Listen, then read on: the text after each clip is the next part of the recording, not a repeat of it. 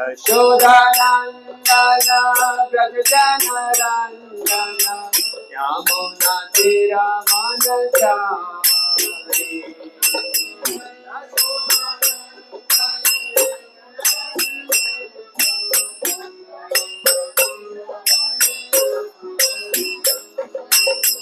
Yashodanandan Vraj जनरञ्जन Yamuna तीरवनचारि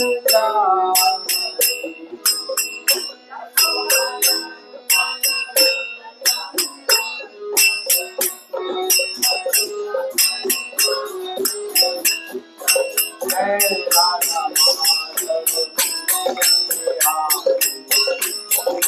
Vallabh गिरिवरदारी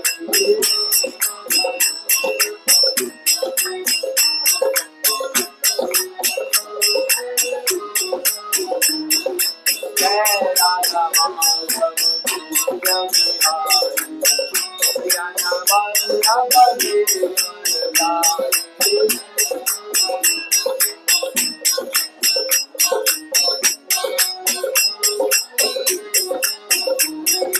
Hare Krishna, Krishna Krishna, Hare Hare, Hare Rama, Hare Rama, Rama Rama,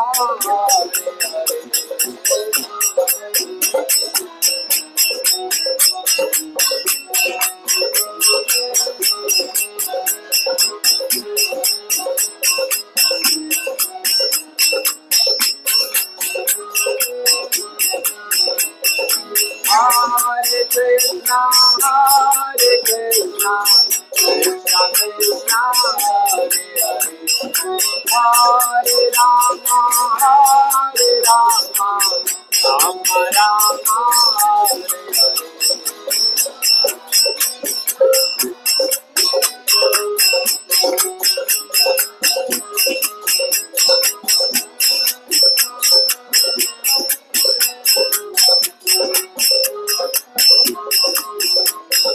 Hare Krishna, Hare Krishna, Krishna Krishna, Hare Hare, Hare Rama, Hare Rama, Rama Rama, Hare Hare.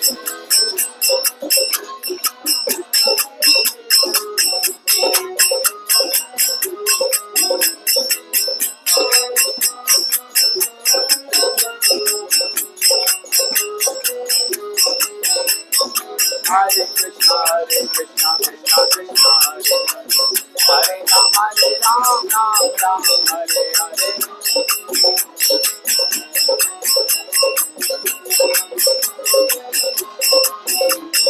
Hare Krishna, Hare Krishna, Krishna Krishna, Hare Rama, Rama Rama, Hare Hare.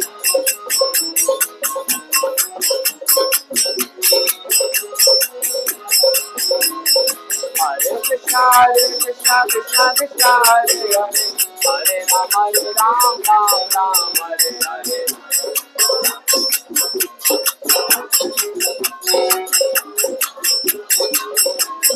Hare Krishna, Krishna Krishna, Hare Hare, Hare Rama, Rama Rama, Hare Hare.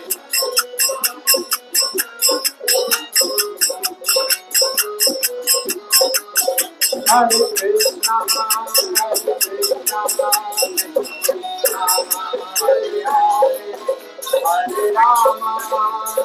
Hare, Hare Rama, Hare Rama, Rama Rama, Hare Hare.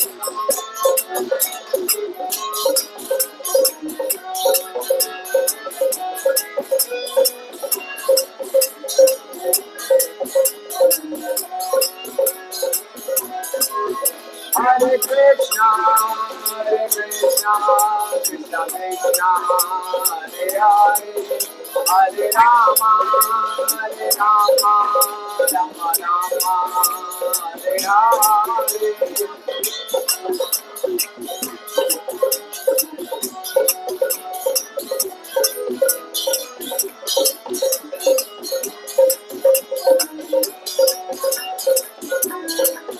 Jaya Prabhupada,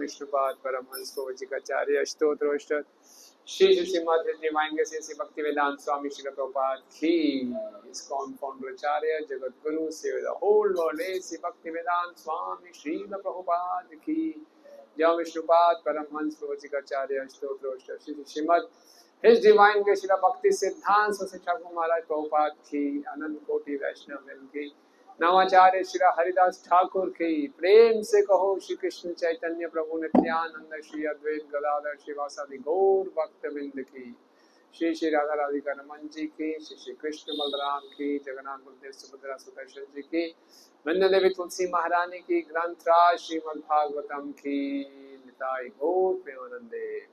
All glories to the assembled devotees, all glories to the assembled devotees, all glories to the assembled devotees. All glories to Shri Guru and Gauranga. All glories to Srila Prabhupada, Srila Prabhupada ki jai.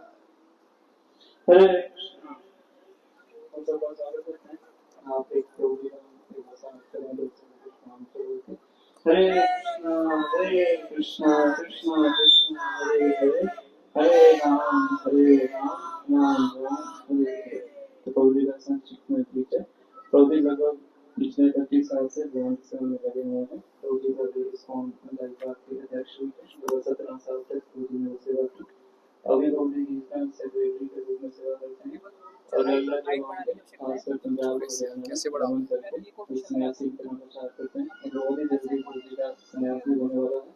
तो पौड़ी को सन्यासी के दर्शन लेते हैं। तो सबसे निवेदन है कि अपना मोबाइल फोन साइलेंट कर दीजिए ताकि हमें कोई बहुत उत्पन्न ना हो और ध्यान से पौड़ी से बलराम जी के बारे में पता। हरे कृष्ण। आवाज क्लियर है? थोड़ा आगे आ सकते हैं? आगे आ जाइए, अच्छा रहेगा।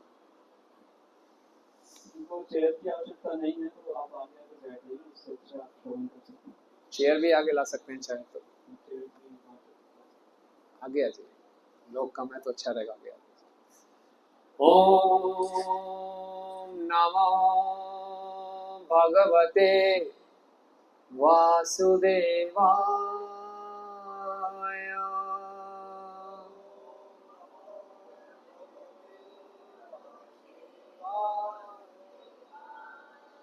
ओम नमो भगवते वासुदेवाय।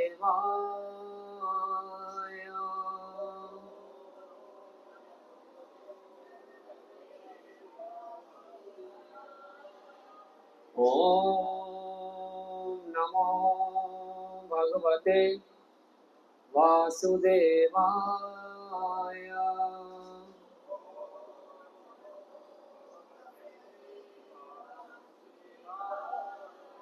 नारायणं नमस्कृत्यं नरं चैव नरोत्तमं देवीं सरस्वतीं व्यासं ततो जयमुदीरये। नष्टप्रायेषु अभद्रेषु नित्यां भागवत सेवया भगवती उत्तमश्लोके भक्तिर्भवति नैष्टिके। कृष्णाय वासुदेवाय देवकी नन्दनाय च नन्दगोपकुमाराय गोविन्दाय नमो नमः। ॐ अज्ञानतिमिरन्धस्य ज्ञानाञ्जनशलाकया चक्षुरुन्मिलितं येन तस्मै श्रीगुरुवे नमः।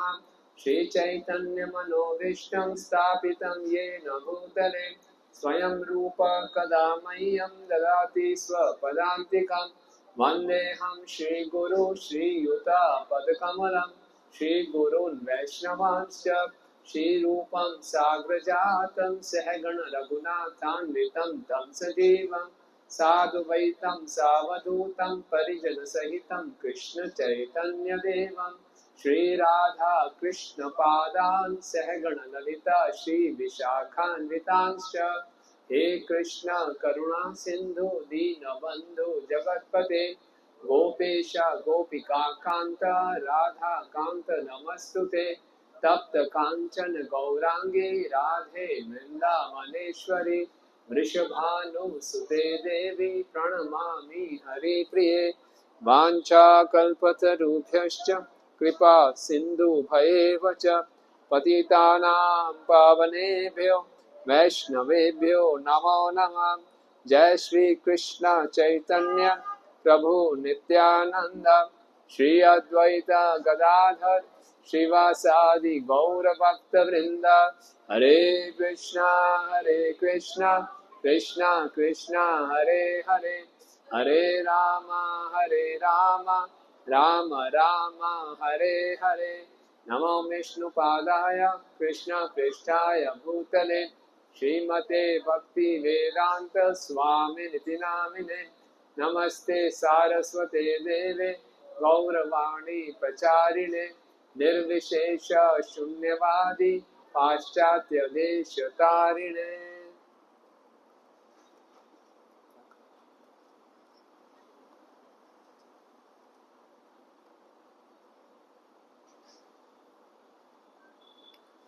हरे कृष्णा। तो आप सब भक्तों का हार्दिक स्वागत है। तो परसों बलराम जयंती महोत्सव है और फिर उसके एक सप्ताह बाद कौन सा उत्सव है? जन्माष्टमी।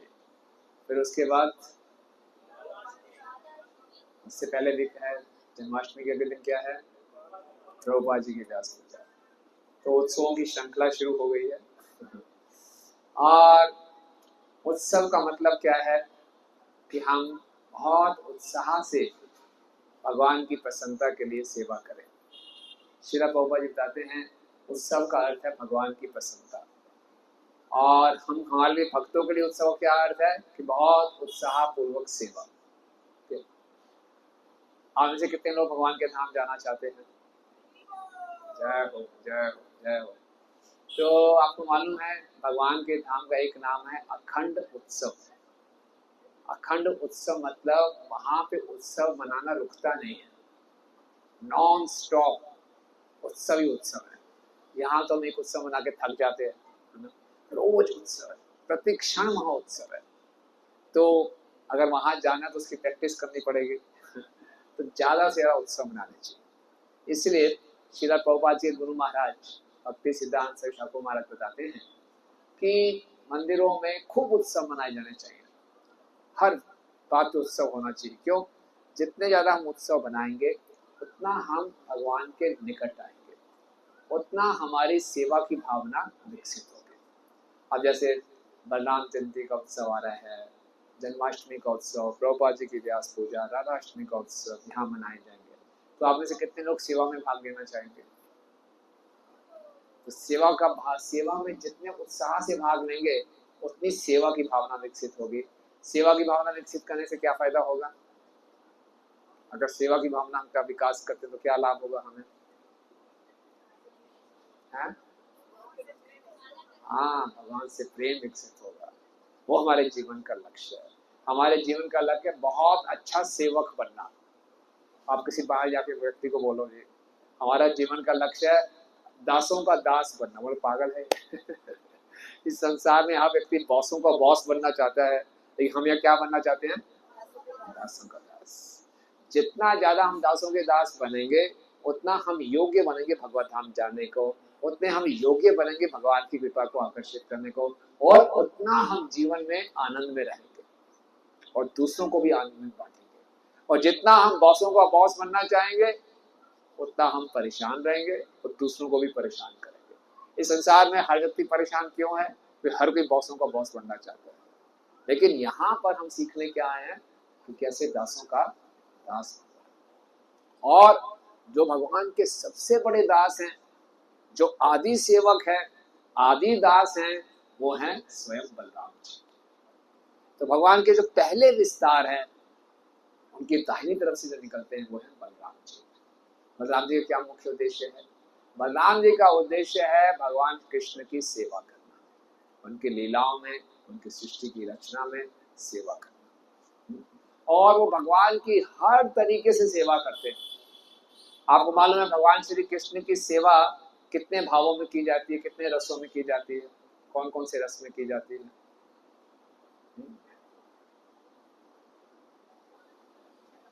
हैं? शेष भगवान के ऐश्वर्य हैं। भगवान की सेवा हम कैसे कैसे कर सकते हैं? हाँ जी, वेरी गुड। 5 रस हैं, शांत भाव में, दास्य भाव में, साख्य भाव में, वात्सल्य भाव में और माधुर्य भाव में। और बलराम जी इतने पूर्ण सेवक हैं कि पांचों के पांचों भाव में भगवान कृष्ण की सेवा करते हैं। इस संसार में कोई व्यक्ति एक एम्प्लॉय होगा तो वो हमारी दास भाव में सेवा कर लेगा, ज्यादा से ज्यादा थोड़ी सी मित्रता का भाव हो जाएगा। लेकिन बलराम जी शांत भाव में भी, शांत भाव में भगवान कृष्ण कैसे सेवा करते हैं? वो भगवान कृष्ण की पादुकाएं बन जाते हैं, भगवान कृष्ण का सिंहासन बन जाते हैं, उनके वस्त्र बन जाते हैं। ये उनकी सेवा है। हम लोग जो करताल बजाते हैं, ये मृदंग है, ये सब बलराम जी के विस्तार, कृष्ण की प्रसन्नता के लिए। इसलिए हम देखते हैं भक्त लोग करताल को भी सर पे लगाते हैं, पर इनको भी बड़े आदर से रखना चाहिए। जितना भी कृष्ण की सेवा में ये पैराफिनेंडिया, ये वस्तुएं प्रयोग हो रही हैं, ये सब बलराम जी के विस्तार है। शांत भाव में भगवान बलराम जी के, भगवान बलराम सेवा कर रहे हैं। और दास्य भाव में भी भगवान सेवा करते हैं। कभी कभी भगवान कृष्ण जब जंगल में जाते हैं तो कृष्ण विश्राम करने लगते हैं, तो बलराम जी उनकी सेवा करते हैं। कभी बलराम जी विश्राम करते हैं तो कृष्ण उनके पांव दबाते हैं। तो दास भाव में भी बलराम जी सेवा करते हैं। साख्य भाव में भी बलराम जी कृष्ण की सेवा करते हैं। दोनों इकट्ठे खेलने जाते हैं और कबड्डी खेलते हैं, कुश्ती करते हैं और इकट्ठे गाय चराने जाते हैं, तो साख्य भाव में भी सेवा करते हैं। और वात्सल्य भाव में भी, वात्सल्य भाव क्या होता है कि भक्त अपने आप को कृष्ण से बड़ा समझता है कि मैंने कृष्ण की रक्षा करनी है। तो कृष्ण जब बाहर जाते हैं तो यशोदा मैया बलराम जी को सिखा के भेजती है, कृष्ण का ध्यान रखना, ये बहुत नटखट है। तो कृष्ण जब कभी फल तोड़ने के लिए पेड़ के ऊपर चढ़े होते हैं तो बलराम अरे नीचे उतरो, कान्हा नीचे उतरो, कोई और चढ़ेगा, तुम नीचे गिर जाओगे, चलो नीचे उतरो। और जब कृष्ण बहुत ज्यादा यमुना में स्नान, बाहर आओ, बीमार पड़ जाओगे, बाहर आओ, यशोदा मैया उनसे खा को भेजती है, ये बहुत नटखट है, इसको वापस ले आना। तो इस ढंग से, और जब कृष्ण ने माटी खा ली थी तो बलराम जी ने जाके यशोदा मैया मैया इसने माटी खा ली है, तो पूरा ध्यान रखते थे। तो वात्सल्य भाव में, और साथ में माधुर्य भाव में, माधुर्य भाव में कैसे बलराम जी श्रीमती राधा रानी की छोटी बहन अनंग मंजरी बन के कृष्ण की सेवा करते हैं। तो इस प्रकार से पांचों रसों में बलराम जी कृष्ण की सेवा में रत रहते हैं, इसलिए वो आदि दास है। और बलराम जी हमें सिखाते हैं कि एक अच्छा सेवक कैसे बनना है, किस सेवा की भावना के साथ भगवान की सेवा करना चाहिए। जब जब भगवान जिस भी अवतार में प्रकट होते हैं, बलराम जी उनके साथ में आते हैं। जब भगवान राम के रूप में आए तो बलराम जी किस रूप में आए? लक्ष्मण के रूप में। जब लक्ष्मण के रूप में भगवान राम के साथ आए तो छोटे भाई थे, खूब सेवा की। आपको मालूम है जब भगवान राम को 14 वर्ष का वनवास दिया गया, लक्ष्मण 14 वर्ष बिल्कुल सोए नहीं। उन्होंने प्रण ले लिया था जब तक भगवान राम पृथ्वी पर सोएंगे मैं कैसे सो सकता हूँ, इतने कष्ट में राम और सीता हैं, जब तक वापिस अयोध्या नहीं जाएंगे मैं निद्रा देवी को आज्ञा दे दी, जाओ। निद्रा देवी ने बोला ये तो प्रकृति का नियम है। बोले ठीक है, जो मेरे कोटे का नींद है वो उर्मिला मेरी पत्नी करेगी। तो उर्मिला जी को 2 बार ही सोना पड़ता था, अपने भी और लक्ष्मण जी के लिए। 14 वर्ष तक सोए नहीं। आप सोचिए क्या सेवा की भावना है। लेकिन लक्ष्मण जी ने सोचा था कि बहुत हो गया। वो बहुत दुखी भी होते थे। क्यों? भगवान राम ने लक्ष्मण जी से ऐसी ऐसी सेवाएं कराई जिसका उनकी करने में बिल्कुल भी इच्छा नहीं थी। जब सीता जी की अग्नि परीक्षा थी, रावण का वध कर दिया भगवान राम ने, तो भगवान राम ने लक्ष्मण जी को बोला इनकी अग्नि परीक्षा होगी, अग्नि चलाओ। तो लक्ष्मण जी को बहुत दुख हो रहा था। फिर बोला इनको आश्रम, जब उनको एक बाहर निकाला अयोध्या से सीता मैया को, इनको छोड़ कर आओ आश्रम में, तो लक्ष्मण जी को बहुत कष्ट हो रहा था। लेकिन भगवान की आज्ञा थी, उनको पालन करना पड़ा। तो लक्ष्मण जी सोचते अगली बारी ऐसा नहीं, मैं बड़ा भाई बन के आऊंगा। तो बड़े भाई बन के आए। तो बड़े भाई तो बन के आए, लेकिन फिर भी चली तो कृष्ण की। हर बारी बलराम जी को ही कृष्ण की आज्ञा का पालन करना पड़ा। तो कृष्ण की खूब सेवा करते हैं और हमें सिखाते हैं कि सेवा किस भावना से करना चाहिए।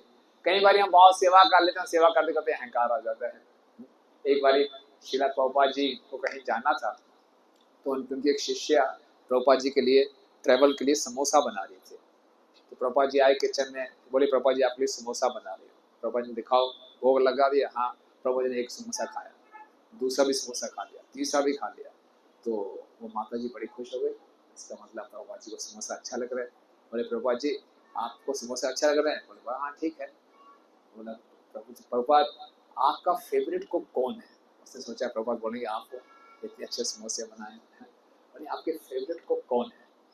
प्रभुपाद ने तरफ देखा तो मेरा फेवरेट कुक मैं खुद हूँ। मुझे और कोई कुक पसंद नहीं। तो प्रभुपाद समझ गए कि इस माता जी का अहंकार बढ़ रहा है, मैं इनके हाथ के बने समोसे खा रहा हूँ। तो कई बार हम सेवा करते हैं तो थोड़ा सा अहंकार बढ़ जाता है। तो हम देखेंगे बलराम जी हर तरीके से कृष्ण की सेवा में रत रहते हैं, लेकिन कभी उनमें अहंकार नहीं आता। बलराम जी का नामकरण संस्कार कृष्ण के साथ हुआ।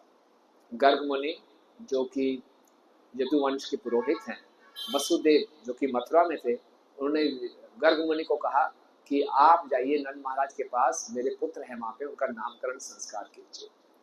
तो गर्ग मुनि वसुदेव के नंद महाराज के पास आते हैं। नंद महाराज उनका बहुत आदर सत्कार करते हैं और बोलते हैं आप जैसे ब्राह्मण, आप जैसे भक्त, आप जैसे ज्योतिष कहाँ मिलेंगे, इन दो पुत्रों का नामकरण संस्कार कर दीजिए। तो गर्ग मुनि ने कहा देखिए मैं तो यदुवंश का पुरोहित हूँ, अगर मैंने आपके बच्चों का नामकरण संस्कार कर दिया तो कंस को संशय हो जाएगा कि कहीं देवकी का पुत्र आपके पास तो नहीं है। तो नंद महाराज बोला ठीक है, छिपके से करेंगे, गौशाला में जाकर, किसी को पता नहीं चलेगा। तो गौशाला में ले गए, तो सबसे पहले उन्हें बलराम जी का नामकरण संस्कार किया। उन्हें बलराम जी को 3 नाम दिए। पहला नाम दिया बल, कि इनमें बहुत बल होगा।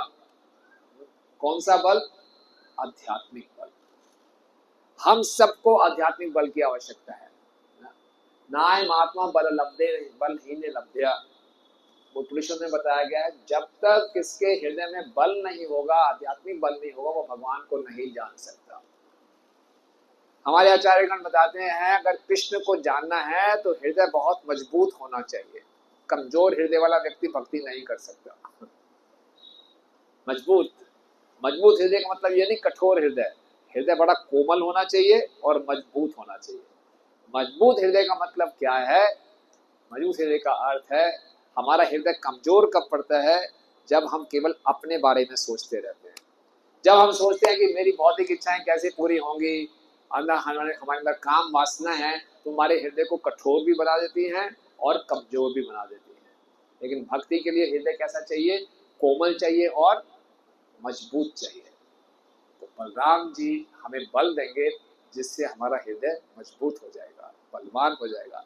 हम सब भगवत गीता पढ़ते हैं, लेकिन भगवत गीता के ज्ञान को अपने जीवन में उतारने के लिए बल की आवश्यकता है कि नहीं? ज्ञान लेना आसान है, इन ज्ञान को जीवन में उतारने के लिए इतना आसान नहीं है, उसके लिए आध्यात्मिक बल चाहिए। हम सब सुनते हैं बहुत ही ध्यान पूर्वक भगवान के नाम का जप करना चाहिए, लेकिन उसका प्रयास करने के लिए बहुत हिम्मत चाहिए, रोज प्रयास करना है, आध्यात्मिक बल चाहिए। इसीलिए अगर भक्ति में आगे बढ़ना है तो हमें बलराम जी की कृपा चाहिए। बलराम जी के हाथ में क्या रहता है? हल। तो बलराम जी कृषि देखते हैं, दोनों नंद महाराज जी के उनको पाल रहे थे। तो वैश्यों का मुख्य उद्देश्य क्या है? मुख्य पेशा क्या है? कृषि गौरक्षा। तो कृषि करते हैं बलराम जी, गौरक्षा करते हैं कृष्ण। तो बलराम जी कृषि करते हैं, खेती करते हैं, हमारे हृदय पे अपना हल चलाते हैं। जब किसी बंजर या कठोर भूमि में हल चला जाता है तो वो जो भूमि है क्या बन जाती है? कोमल बन जाती है, फिर उसमें बीज बोया जाता है। इसी ढंग से हमारा हृदय अभी बंजर है, कठोर है। जब बलराम जी का हल इस पे चलेगा तो ये सॉफ्ट होगा, कोमल होगा, फिर इसमें भक्ति का बीज बोया जाएगा। समझ रहे हैं? तो इसलिए बलराम जी की कृपा बहुत चाहिए। कठोर हृदय से, कमजोर हृदय से भक्ति नहीं होती। हम लोग भक्ति शुरू करते हैं तो कोई ना कोई समाज में हमारी निंदा जरूर करता है या परिवार में निंदा करता है। कितने लोगों को ये सामना करना पड़ रहा है? करना पड़ा नहीं क्या? ये तिलक लगा के घूमते रहे तो क्या हरे कृष्णा करते रहे, है कि नहीं? ये तो सदियों से चलता आ रहा है। प्रहलाद महाराज ने भक्ति शुरू की, उनके पिताजी उनके शत्रु बन गए, तो इसके लिए प्रहलाद महाराज ने कितनी हिम्मत दिखाई, कितने मुश्किलों के बाद वो भक्ति करते रहे। तो इसलिए भक्ति के मार्ग में, इस भौतिक जगत में भक्ति करेंगे तो अड़चने आएंगी आएंगी, लेकिन अगर हमारे हृदय मजबूत है तो हम घबराएंगे नहीं। तो बलराम जी से प्रार्थना करनी है, बलराम चंद्र जी का उत्सव आ रहा है, कि हमारा हृदय मजबूत हो। आप अपने हल को हमारे हृदय में चलाइए ताकि हमारा हृदय भक्ति के लिए उपजाऊ हो जाए। ठीक है। तो बल, बल का मतलब है आध्यात्मिक बल। आजकल लोग आध्यात्मिक बल पे इतना जोर नहीं देते। आजकल बड़े बड़े जिम हैं, लोग जानते शारीरिक बल ज्यादा महत्वपूर्ण है। और हमारे भारत में, हम उनका नाम नहीं लेंगे, ऐसे बहुत से बड़े बड़े दार्शनिक हुए, जो बड़े प्रसिद्ध दार्शनिक हुए, वो कहते हैं कि फुटबॉल खेलना ज्यादा जरूरी है भगवद गीता पढ़ने से। आप सोचिए, बोले भौतिक बल होना चाहिए, ठीक है, और शरीर भी बलवान होना चाहिए, लेकिन असली बल क्या है? आध्यात्मिक बल। तो ना कोई आजकल, या तो लोग भौतिक शरीर का बल चाहते हैं, या कोई पॉलिटिकल पावर चाहता है, कोई मनी पावर चाहता है, कोई हॉर्स पावर चाहता है, लेकिन असली पावर क्या है? Spiritual power. वो किससे प्राप्त होगी? किनसे प्राप्त होगी आध्यात्मिक बल? बलराम जी से। ओके, तो उनका नाम है बल। दूसरा उनका नाम है राम। राम का अर्थ है जो सबको आनंद दे। ओके, कौन सबको आनंद दे सकता है? जिसके पास आध्यात्मिक बल है। इसलिए आप देखते हैं, जो भक्त है, जो जितना उन्नत कोटि का भक्त होगा वो स्वार्थ रहित होगा, और जो भक्त स्वार्थ रहित होते हैं वो दूसरों को आनंद देते हैं। और जो भक्त स्वार्थ रहित नहीं है, वो जो व्यक्ति स्वार्थ से भरा हुआ है, वो सबसे कुछ चाहेगा, वो सबके लिए दुख का कारण बनता है। तो राम सबको आनंद देते हैं। क्यों? उनके बहुत अच्छे सेवक हैं, भगवान के परम सेवक हैं। तो बलराम, उनको बलराम भी कहते हैं, जिनके पास बहुत बल है और जो सबको आनंद देते हैं। उनका तीसरा नाम पड़ा संकर्षण। संकर्षण का मतलब क्या है? संकर्षण का मतलब है, क्योंकि वो हैं वसुदेव के पुत्र, लेकिन उनका पालन पोषण हुआ नंद महाराज के यहाँ पे। तो वसुदेव और नंद महाराज वास्तव में एक ही पिता के पुत्र थे। वसुदेव का जन्म हुआ क्षत्रिय रानी से, और नंद महाराज का जन्म हुआ एक वैश्य रानी से। आपस में भाई थे, लेकिन दोनों परिवारों को आपस में जोड़ दिया, तो इसलिए उनका नाम पड़ा संकर्षण। या फिर बलराम जी का जन्म इतना दिव्य है, इस संसार में हम एक सुनते हैं कि एक माँ के दो पुत्र हुए, तो ऐसा कभी नहीं सुना होगा कि एक पुत्र की दो माएँ हैं एक ही जन्म में। तो बलराम जी की दो माता जी हैं। कौन कौन सी दो माता हैं बलराम जी की? देवकी और रोहिणी। देवकी के घर में ही बलराम जी रहे 7 महीने तक, और फिर भगवान ने योग माया को आदेश दिया कि देवकी के गर्भ से इस बड़े भाई को कहाँ ले जाओ? रोहिणी के घर में। तो देवकी के गर्भ से इनको रोहिणी के घर में खींचा गया, इसलिए इनका नाम संकर्षण। तो 3 नाम दिए गर्ग मुनि जी ने। तो ये बलराम जी हैं, और इन्होंने हमेशा ये कृष्ण के साथ रहे, और खूब सुंदर सुंदर इन्होंने लीलाएं की। तो आज से शुरू करेंगे। 3 दिन हैं हमारे पास, 2 दिन हम करेंगे, फिर अंत में 7 प्रभु आएंगे 9 को। तो वृंदावन की लीलाओं से शुरू करते हैं, राइट। तो श्रीमद् भागवतम के 10वें स्कंद में 15वां अध्याय है, और इस अध्याय का नाम है धेनुकासुर का वध। आप में से कितने लोगों ने अध्याय पढ़ा हुआ है कृष्णा बुक में, धेनुकासुर का वध? देखिए, उत्सव आ रहे हैं, तो इस उत्सव की तैयारी, बढ़िया पंडाल लगाया है, ये सब तैयारी भी है, लेकिन उत्सव की असली तैयारी है श्रवण और कीर्तन करना, अपनी चेतना को तैयार करना, ताकि हम अच्छे ढंग से सेवा कर सकें। कितने भक्तों के पास श्रीमद् भागवतम है? पूरा सेट है। कितने भक्तों के पास श्रीमद् भागवतम नहीं है? हाथ खड़ा कीजिए। तो अच्छा मौका है, रूप सनातन प्रभु श्रीमद् भागवतम दे सकते हैं, है ना। कितने भक्तों के पास कृष्णा पुस्तक नहीं है? कृष्णा पुस्तक है, इसको आज जरूर लेके जाइए, इसको रोज पढ़िए, ताकि जन्माष्टमी की आप तैयारी करेंगे, भगवान का जन्म होने वाला है, बलराम जी आने वाले, इसको जरूर पढ़िए। तो कृष्णा पुस्तक में भी ये 15वां अध्याय है, आप पढ़ सकते हैं इसको। तो बलराम जी और कृष्ण अब कितने वर्ष के हो गए? 5 वर्ष के हो गए। ओके, जब 5 वर्ष के बालक हो जाते हैं उनको बोलते हैं पौगण, पौगण अवस्था आ गई। इससे पहले कृष्ण और बलराम जी बछड़ों को चराते थे, तो अब वो बड़े हो गए, अब उनका प्रमोशन हो गया, तो अब वो बन के गोपाल, गायों को पालने वाले। पहले चलाते थे बछड़ों को, अब उनका प्रमोशन, बड़े हो गए, 3 वर्ष से 5 वर्ष के हो गए, तो वो गोपाल बन गए। भगवान जब बड़े हुए, 5 वर्ष के हुए, तो जिद करने लगे, मैं बच्चा थोड़ी हूँ, मैं बछड़ों को नहीं चराऊंगा, मैं गायों को चराऊंगा।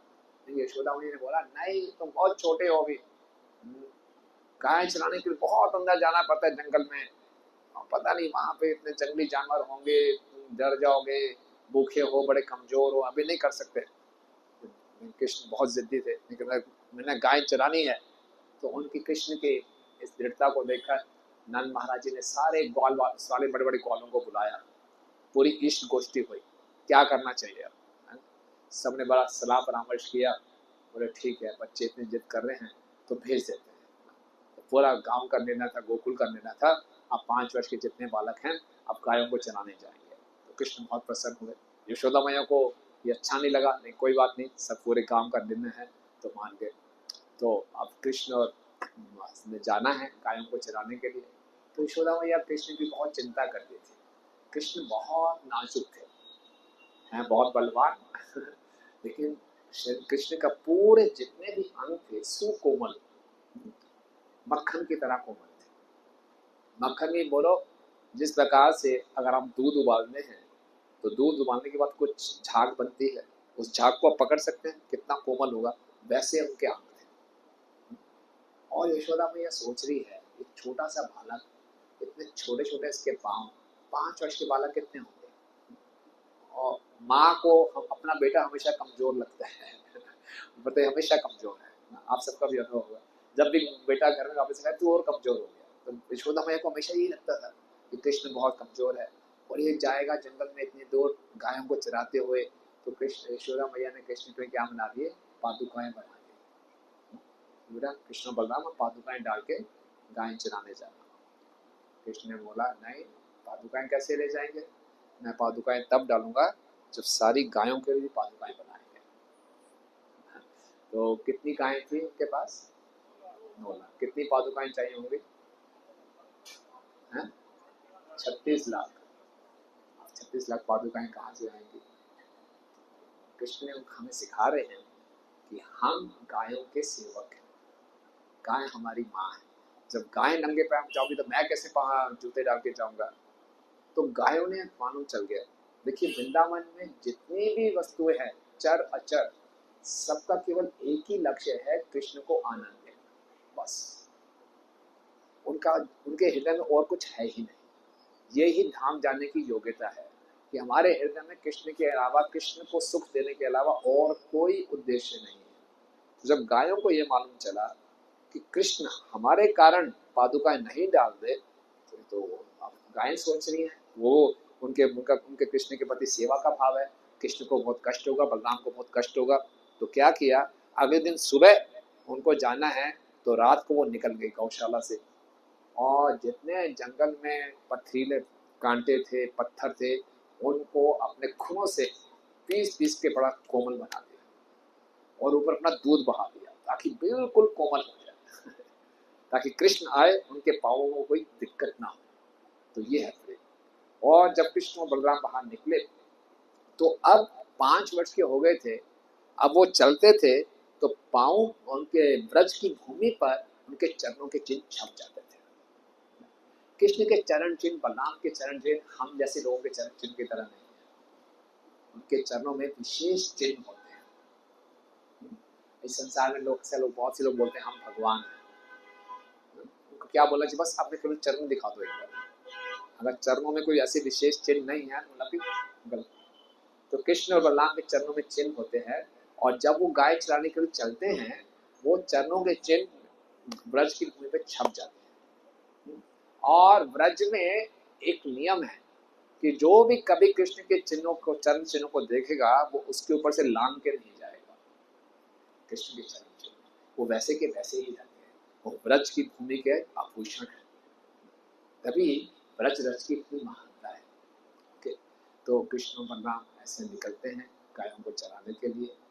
और फिर कृष्ण देखते हैं कि बहुत सुंदर वातावरण है और जितने भी बड़े बड़े वृक्ष हैं वो झुककर कृष्ण को प्रणाम कर रहे हैं।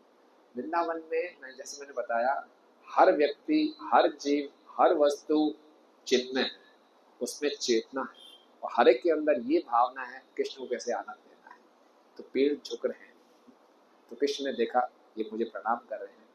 नहीं, कृष्ण थोड़ा मजाक करते हुए, मुस्कुराते हुए बलराम जी से कहते हैं, देखो भैया, ये पेड़ आपको प्रणाम कर रहे हैं। और ये पेड़ क्यों प्रणाम कर रहे हैं? ये बेचारे कह रहे हैं, देखिए हम कितने दुर्भाग्यशाली हैं, हम आपके साथ जंगल में नहीं आ सकते, क्योंकि हमने पिछले जन्म में कुछ अपराध किए होंगे, हमारे अपराधों को क्षमा कीजिए। वास्तव में ऐसा नहीं है। वृंदावन के जो पेड़ है वो साधारण पेड़ नहीं है। वृंदावन में पेड़ बनना भी बहुत बड़ी बात है। ब्रह्मा जी ने जब भगवान के ग्वालों को और बछड़ों को चुरा लिया था, तो अपनी प्रार्थनाओं में बाद में उन्होंने कृष्ण से प्रार्थना की थी कि मुझे आप ब्रज में एक घास का तिनका बना दीजिए। उद्धव जी की भी यही प्रार्थना है। तो वृंदावन में पेड़ बनना, घास बनना एक बहुत बड़ी बात है। लेकिन भगवान बता रहे हैं कि ये पेड़, आप बलराम जी आपको प्रणाम कर रहे हैं, क्योंकि ये क्षमा मांग रहे हैं अपने अपराधों के लिए कि हमारे साथ गाय चराने नहीं जा सकते। उसके बाद देखते हैं बहुत सुंदर वृंदावन का वातावरण है। जो भंवरे हैं वो भिन्न बना रहे हैं। तो कृष्ण बोल रहे हैं बलराम जी को, ये आपके पुराने भक्त हैं पिछले जन्म के, ये आपके साथ साथ हमेशा चलेंगे। आप कहीं भी प्रवेश करेंगे आपको छोड़ेंगे नहीं। और पूरे जंगल में आप प्रवेश कर रहे हैं, देखिए कोयल है, ये आपका स्वागत करिए सुंदर सुंदर आवाज निकाल कर। और ये जो मोर हैं ये आपका स्वागत कर रहे हैं नृत्य करके। तो इस प्रकार से हर कोई आपका स्वागत कर रहा है। इस ढंग से बलराम जी को कह रहे थे और सारे ग्वाल बालों के साथ कृष्ण बलराम खेल रहे थे। वास्तव में वृंदावन में, गोलोक धाम में केवल आनंद ही आनंद है। वहां भगवान कृष्ण और बलराम को किसी पाठशाला में नहीं भेजा गया। 3 वर्ष की आयु से ही बछड़े चराने के लिए भेज दिया था, सीधा प्रैक्टिकल ट्रेनिंग, है ना। कोई स्कूल में नहीं। आजकल 3-2.5 साल के बच्चों को स्कूल में भेजना शुरू कर देते हैं। 3 साल के बच्चे को यूट्यूब दिखाना शुरू कर देते हैं। तो बेचारे का बुरा हाल है। बच्चों की आंखें टेढ़ी हो जाती हैं, 3-4 वर्ष की उम्र में उनको चश्मे लग जाते हैं। उसको स्मार्टफोन एडिक्ट बना देते हैं, बेटे हमारा बच्चा स्मार्ट बनेगा, उसको पूरा स्मार्टफोन दिखाना शुरू कर देते हैं। लेकिन वास्तव में हमारी संस्कृति क्या थी? गोलोक धाम में भगवान क्या करते हैं? गायों को चराते हैं। देखिए कितनी सुंदर बात है। और खेलते हैं, खूब खेलते हैं। गायें चराना, बछड़े चराना बहाना होता था। अक्सर वो क्यों जाते थे जंगल में? खेलने कूदने के लिए, बाल वालों का संग करने के लिए। खूब खेलते थे, इतना खेलते थे, इतना खेलते थे कि खाना पीना भूल जाते थे। और यहाँ बताया गया क्या क्या खेल खेलते थे। तो देखते थे कि मोर नाच रहा है, तो कृष्ण क्या करते थे? अपने मित्रों को बोलते, इसको नाचना नहीं आता, मोर कितना सुंदर नाचता है, बोले इसको नाचना नहीं आता, मैं नाच के दिखाता हूँ। तो कृष्ण इतना सुंदर नाचते थे, मोर हैरान हो जाता, इसको किसने सिखाया? छोटे बालक इतना सुंदर नाच रहे हैं। और इसके बाद वो नकल मारते थे, भंवरे भिन्न बना रहे हैं तो उसकी आवाज निकालते थे। और जैसे कुछ कमजोर पशु हैं वो डर के भाग रहे हैं तो सारे उनकी नकल मारते थे। बंदर की तरह एक पेड़ से दूसरे पेड़ पर कूदते थे। उसको मेंढक को देखे तो मेंढक की तरह कूदते थे। तो बड़े बड़े खेल खेल रहे हैं, आपस में कुश्ती लड़ रहे हैं, नाच रहे हैं, गा रहे हैं। इस प्रकार से पूरा आनंद ही आनंद है। ये वृंदावन धाम है। आपको जान के खुशी होगी, बच्चों को जान के विशेषकर खुशी होगी कि गोलोक धाम में कोई स्कूल कॉलेज नहीं है, कोई ऑफिस नहीं है, कोई कोर्ट कचहरी नहीं है, कोई हॉस्पिटल नहीं है, कोई ट्रैफिक जाम नहीं है। वहाँ केवल आनंद ही आनंद है। ये सारी समस्याएं इस संसार की है। क्यों इस संसार की समस्याएं हैं? क्योंकि हम भगवान से विमुख होकर आनंद पाना चाहते हैं। अगर हम भगवान की सेवा में हमेशा रत रहेंगे तो इस संसार में रहते हुए भी हम आनंद में रह सकते हैं। यही आनंद पाने का एकमात्र तरीका है कि अपने आप को भगवान की सेवा में हमेशा रत रखें। तो देखिए कितना आनंद है, खूब आनंद में रहते थे। तो इस प्रकार से जब वो खेल कूद रहे हैं, आनंद में हैं, करते करते, तो भगवान के कुछ मित्र हैं, सुबल, श्रीधाम और सतोक कृष्ण, वो बताते हैं ये गोवर्धन के पास चले गए और फिर बोलते हैं कि कृष्ण, पास में ही एक तालवन है जिसमें कि ताल के वृक्ष, और वहाँ बहुत अच्छे अच्छे फल है, ताल के फल है, और वो पेड़ पे भी लटके हुए हैं और कुछ नीचे भी गिरे हुए हैं, और उनकी सुगंध मीलों मीलों तक फैलती है। देखो कितनी अच्छी सुगंध आ रही है, यहाँ सुगंध आ रही है। तो बोले, कृष्ण ने बोला ठीक है, तो जाओ वहाँ ले लो ताल फल ले आओ। बोले नहीं, एक दिक्कत है कि वहाँ इस ताल वन की जो रक्षा करता है उससे एक व्यक्ति है धेनुका, वो इसका मालिक है। बोले अच्छा, उस धेनुका को बोलो कुछ ताल फल दे देगा। बोले नहीं, वो बहुत दुष्ट है, वो असुर है, लेकिन है गधे के रूप में।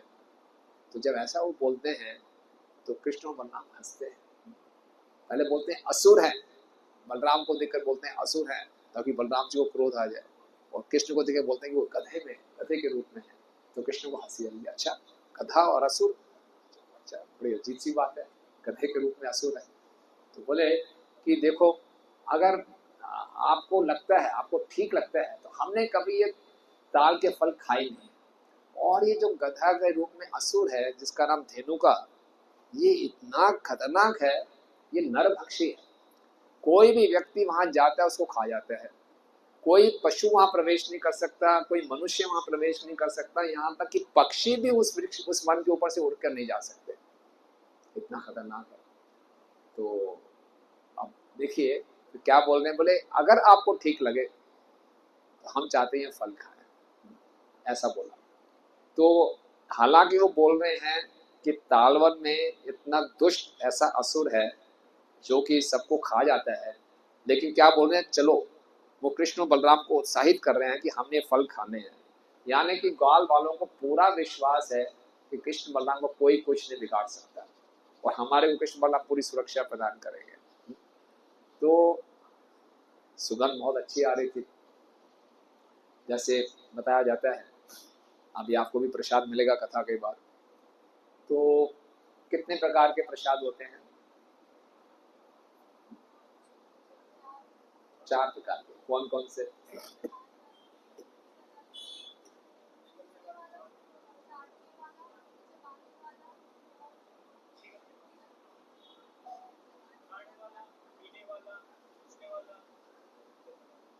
ठीक है, चूसने वाला, चबाने वाला, चाटने वाला और पीने वाला। तो ये 4 प्रकार के होते हैं, ठीक है। तो 4 प्रकार के प्रसाद में 4 गुण होने चाहिए, तभी वो भगवान को अच्छा लगे, तभी उसका भगवान भोग लगाएंगे। क्या? सबसे पहले उसकी सुगंध अच्छी होनी चाहिए। अब वो कोई प्रसाद लाए आपके सामने, सुगंध ही ऐसी है, आप खाने की इच्छा होगी नहीं। सुगंध जैसे कि आप बाहर निकलने के बाद मार्केट में मीट शॉप है, क्या दुर्गंध आ रही होती है ना, लेकिन आप बढ़िया सुंदर गाय की देसी घी में हलवा बना रहे हैं तो अलग से सुगंध आती है, राइट। तो उसकी सुगंध अच्छी होनी चाहिए। दूसरा, दिखने में अच्छा होना चाहिए, दिखने में बहुत अच्छे रंग से उसको परोसा होना चाहिए। तीसरा, छूने में अच्छा होना चाहिए, और अंततः खाने में अच्छा होना चाहिए। तो जो ताल का फल था वो सुगंध तो अच्छी थी, और कहते हैं इसका स्वाद भी बहुत अच्छा था। तो हमें बहुत अच्छा है, आप इसको ला के दीजिए। देखिए, तो यहाँ पे जो कृष्ण बलराम के मित्र हैं वो अपने सुख के लिए फल नहीं मांग रहे। कोई भी ब्रजवासी अपने लिए कुछ नहीं मांगता था भगवान से। इस संसार में हम भगवान के मंदिर में अक्सर लोग क्यों जाते हैं? अपनी इच्छाओं की पूर्ति के लिए। कोई भी भगवान के मंदिर में इसलिए नहीं जाता कि मेरे दुखों को बढ़ा दो, हर कोई इसलिए जाता है मेरे दुख कम कर दो, मेरे सुख बढ़ा दो। अपनी इच्छाओं की पूर्ति के लिए हम जाते हैं। लेकिन वृंदावन में ऐसा नहीं है। वृंदावन में जो भक्त हैं वो उनकी हर इच्छा भगवान को प्रसन्न करने की है। लेकिन यहाँ पे वो बोल रहे हैं कि अगर आपको ठीक लगे तो हमें ये फल खिला दो। तो हमारे आचार्य समझाते हैं ऐसा वो इसलिए बोल रहे हैं ताकि वो कृष्ण बलराम को उत्साहित करना चाहते हैं कि आप चलो वहां जाओ, उस ताल वन में इस धेनुकासुर का वध करो, आपका यश और बढ़ेगा।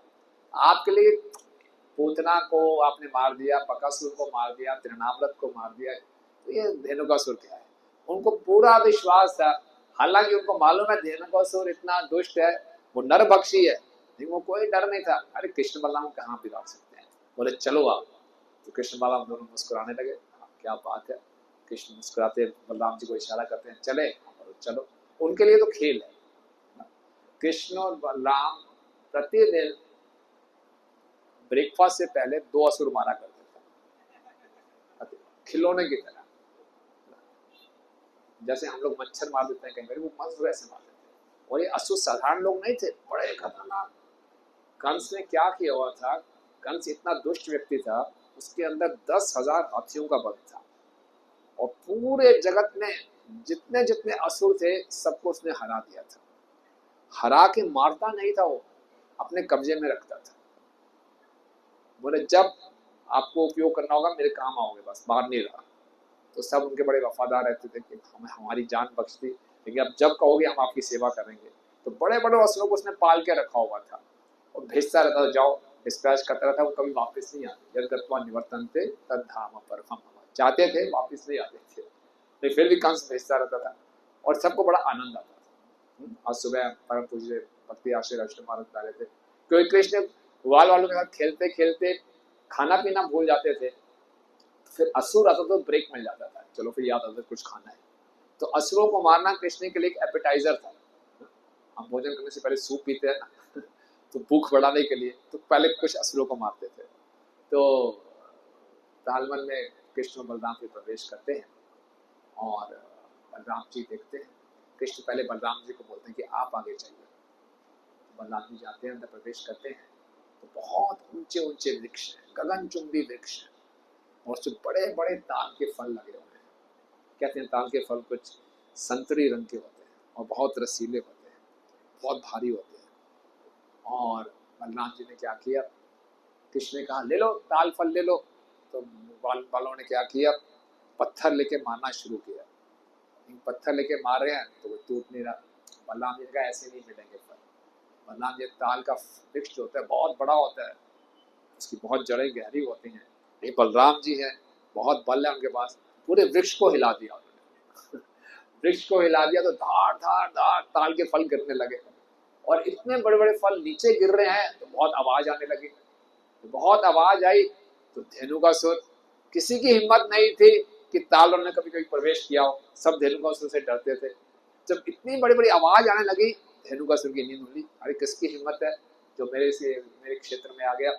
तो धेनुकासुर बहुत क्रोधित होकर भाग के आने लगा, और बताते हैं बहुत भारी भरकम शरीर था उसका, गधे के रूप में था, भारी भरकम शरीर था, भागते हुए आ रहा था, बहुत धूल भूल उड़ गई। और सामने जब उसने आके देखा कि एक छोटा सा बच्चा, उसने सोचा था धेनुकासुर ने गलती से कोई पागल हाथी आ गया होगा, ऐसा काम करेगा तभी तो इतने बड़े फल गिरेंगे। वो समझ भी नहीं सकता था, उसने कभी सोचा ही नहीं था एक छोटा सा बालक इतने बड़े वृक्ष को हिला रहा है, और बड़े आराम से हिला रहा है। तो उसको समझ नहीं आया कौन है। ये उसको अपनी शक्ति पर पूरा विश्वास था कि अभी तक कोई मेरे सामने टिक नहीं सका, बड़े छोटा सा बालक है, अभी खत्म करता हूँ इसको। तो गधा था वो, भागते हुए आया, बहुत तेजी से भागते हुए आया। ये जो गधा है किसी पे आक्रमण कैसे करता है, पीछे की लाइन से करता है। तो गधा है, पहले तो तेजी से भाग के आया, फिर रुका, फिर पीछे बैक गियर मारा उसने। तो पिछली टांगों से बलराम जी के पक्ष पे जोर से प्रहार किया। इतना बड़ा असुर, बलराम जी कोमल से 5 वर्ष के बालक, कुछ भी हो सकता है, लेकिन बलराम जी को कुछ भी असर नहीं होगा। ये देखकर उसको और गुस्सा आया, ये कैसे संभव है। फिर से वो आया, फिर से जोर से घुमा, और डेंचू डेंचू करते हुए आवाजें निकाल रहा था। वो सोचता मेरी आवाज सुन के डर जाएगा, खूब जोर जोर से आवाजें निकालता, खूब दौड़ के आ रहा था। एक गधा है, देखिए आप सोचिए इतनी दूर से भाग के आ रहा है, सारा भागना व्यर्थ गया। जब रुक गए आप, फिर पीछे आ रहा है, फिर से उसने मारने का प्रयास किया। अब इस बार बलराम जी ने क्या किया, एक हाथ से उसके दोनों पीछे की टांगे पकड़ी और जोर से उसको घुमाया। 5 वर्ष के छोटे से बलराम जी, दिखने में छोटे से बालक है, ये भगवान की विशेषता है। दिखने में बड़े कोमल से बालक लगेंगे, ये भगवान कब चाहे अपनी भगवत्ता दिखा सकते हैं। तो इतने बड़े असुर को एक हाथ से 2 टांगे पकड़ के ऐसे घुमा रहे हैं, और जोर से घुमा रहे हैं। इतनी जोर से घुमाया, इतनी जोर से घुमाया कि वहीं उसके प्राण निकल गए। और घुमाते घुमाते घुमाते घुमाते उसको जोर से ऊपर फेंका। जैसे आप देखते हैं ना वो ओलंपिक्स में वो कौन सा गेम होता है, जेवलिन थ्रो होता है क्या, है ना, ऐसे घुमा के फेंकते हैं कौन कितनी दूर तक फेंक सकता है। तो वो कितने शक्तिशाली होते हैं, कितनी प्रैक्टिस करनी पड़ती है। यही हाँ तो बलराम जी खेल खेल में और इतना बड़ा असुर, उसका जो हम लोग जेवलिन थ्रो करते हैं कितना वेट होता होगा, और ये तो बहुत बड़ा असुर था, भारी भरकम असुर था। और उसको घुमाते घुमाते उसके प्राण निकल गए और फिर जोर से ऊपर फेंका, और इतनी जोर से ऊपर फेंका जो ताल वन का सबसे ऊंचा पेड़ था उसके ऊपर जाके वो गिरे। और उसके ऊपर जब आके गिरे, इतना भारी भरकम असुर उस पेड़ के ऊपर गिरा तो पेड़ गिरने लगा, और जो पेड़ गिरा अपने साथ वाले पेड़ पे गिरा, साथ वाला पेड़ उसके साथ वाले पेड़ पे गिरा। इससे पूरा चेन रिएक्शन हो गया, सारे एक के बाद एक करके कई पेड़ नीचे गिर गए। जब ऐसा हुआ तो जो उसके धेनुकासुर के साथी थे वो भी सारे गधे थे, तो उनको बड़ा, वो भी बड़े गुस्से में आ गए। उन्होंने बोला ये बलराम छोटा सा बालक है क्या है, दूसरे बालक को पकड़ते हैं। सोचा कृष्ण थोड़े कमजोर होंगे, तो कृष्ण की तरफ आने लगे। और कृष्ण ने भी सोच लिया था कि मेरे भैया ने एक को तो मार दिया, बाकी सारे इनके ऊपर आ रहे हैं, अब मैं आगे आता हूँ। तो कृष्ण भी खड़े हो गए और बलराम भी खड़े हो गए, और सारे के सारे जो असुर आ रहे हैं सब उसकी परिवार के थे, है ना, उसके भतीजे ताऊ चाचा जो भी थे सब आ गए। और कृष्ण और बलराम ने एक एक करके सबको पकड़ा। सब आते थे मारने के लिए, उसकी पिछली टांगों को पकड़ते थे, घुमा घुमा के, और घुमाते घुमाते ही सब प्राण त्याग देते, घुमा घुमा के सबको एक एक पेड़ के ऊपर फेंक दिए।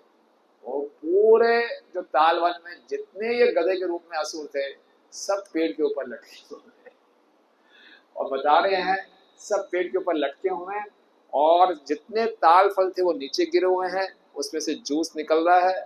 और पेड़ों के ऊपर जो लटके हुए असुर हैं, सारे असुर जो गधे थे वो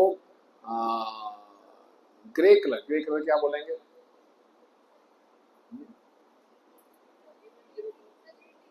सलेटी कलर समझ गया ना, सलेटी कलर हो गया, उस कलर के थे। उनका खून निकल रहा था, ऐसा निकल रहा था बादल में लालिमा छाई, और नीचे पूरा खून भी है और ताल फल का जूस भी फिरा हुआ है।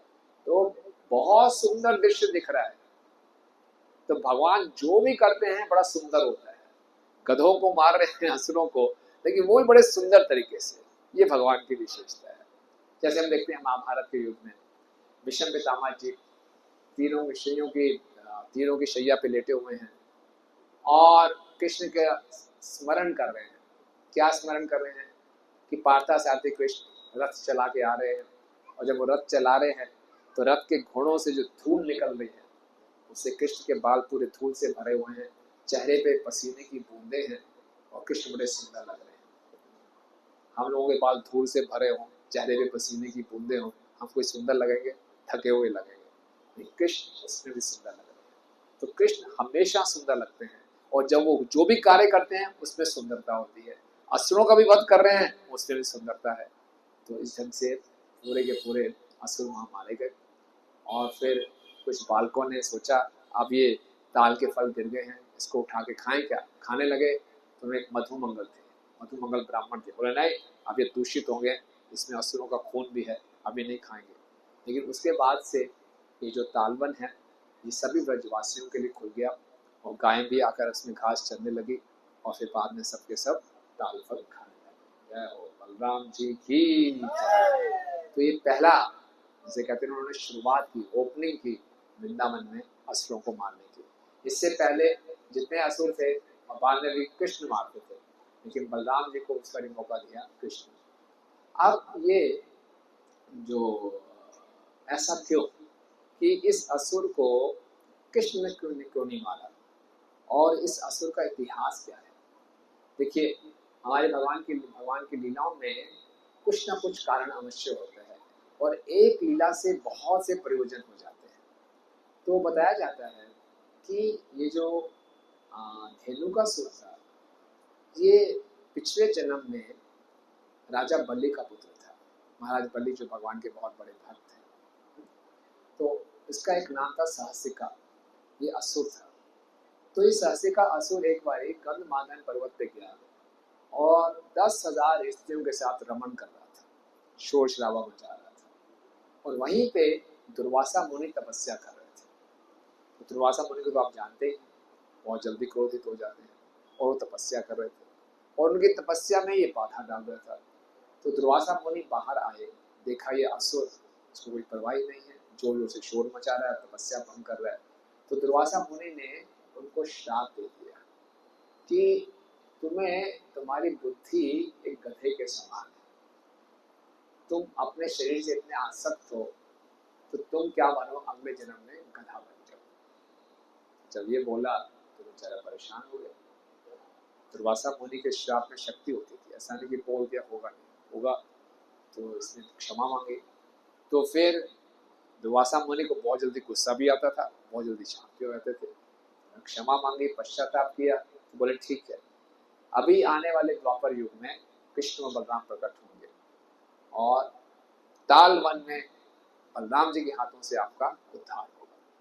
गर्ग संहिता में वर्णन आता है कि जब बलराम जी ने धेनुकासुर का वध किया तो आध्यात्मिक जगत से रत्न जड़ित एक रथ आया जिसमें 100 घोड़े थे, और उन रथ में बैठ के धेनुकासुर आध्यात्मिक जगत में वापस जाता है।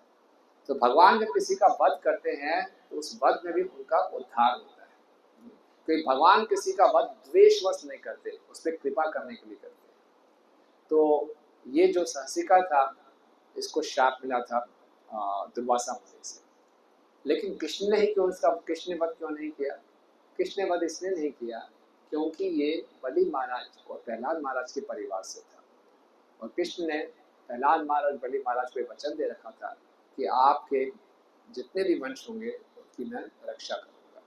तो इसीलिए उन्होंने बलराम जी को माध्यम बनाया, सहसिका जो कि अगले जन्म में धेनुकासुर बना उसके वध के लिए। तो इस प्रकार से कथा थी। अब हमारे आचार्य भक्तिविनोद ठाकुर जी बताते हैं कि जो जो कृष्ण और बलराम ने असुरों का वध किया, ये सारे असुर एक साधक के हृदय की स्थिति, हृदय के अनर्थों को इंगित करते हैं। हम सब इस संसार में साधना भक्ति कर रहे हैं। साधना भक्ति का अर्थ है भक्ति का प्रयास कर रहे हैं, और हम जानते हैं हम अच्छी भक्ति करना चाहते हैं, लेकिन हमारे हृदय में कुछ भौतिक इच्छाएं भी हैं। कितने भक्तों के यहाँ लगता है कि उनके हृदय में कुछ भौतिक इच्छाएं हैं? भौतिक इच्छाओं का मतलब जानते हैं? संसार को भोगने की इच्छा, इस संसार में सुख पाने की इच्छा। हमें मालूम है, भगवद गीता में पढ़ते हैं संसार तो खाल्य है, अशाश्वत है, लेकिन फिर भी हमें लगता है कहीं थोड़ा बहुत कुछ तो कुछ सुख छिपा ही होगा। तो वो सुख ढूंढने की कुछ इच्छा बनी रहती है। तो इसको बोलते हैं अनर्थ। अनर्थ का मतलब है जिसका कोई अर्थ नहीं है, यूजलेस है। लेकिन हमें लगता है नहीं, ये जो भौतिक इच्छाएं हैं ये मेरे आनंद का कारण बनेगी, ये मुझे जरूर सुख देगी।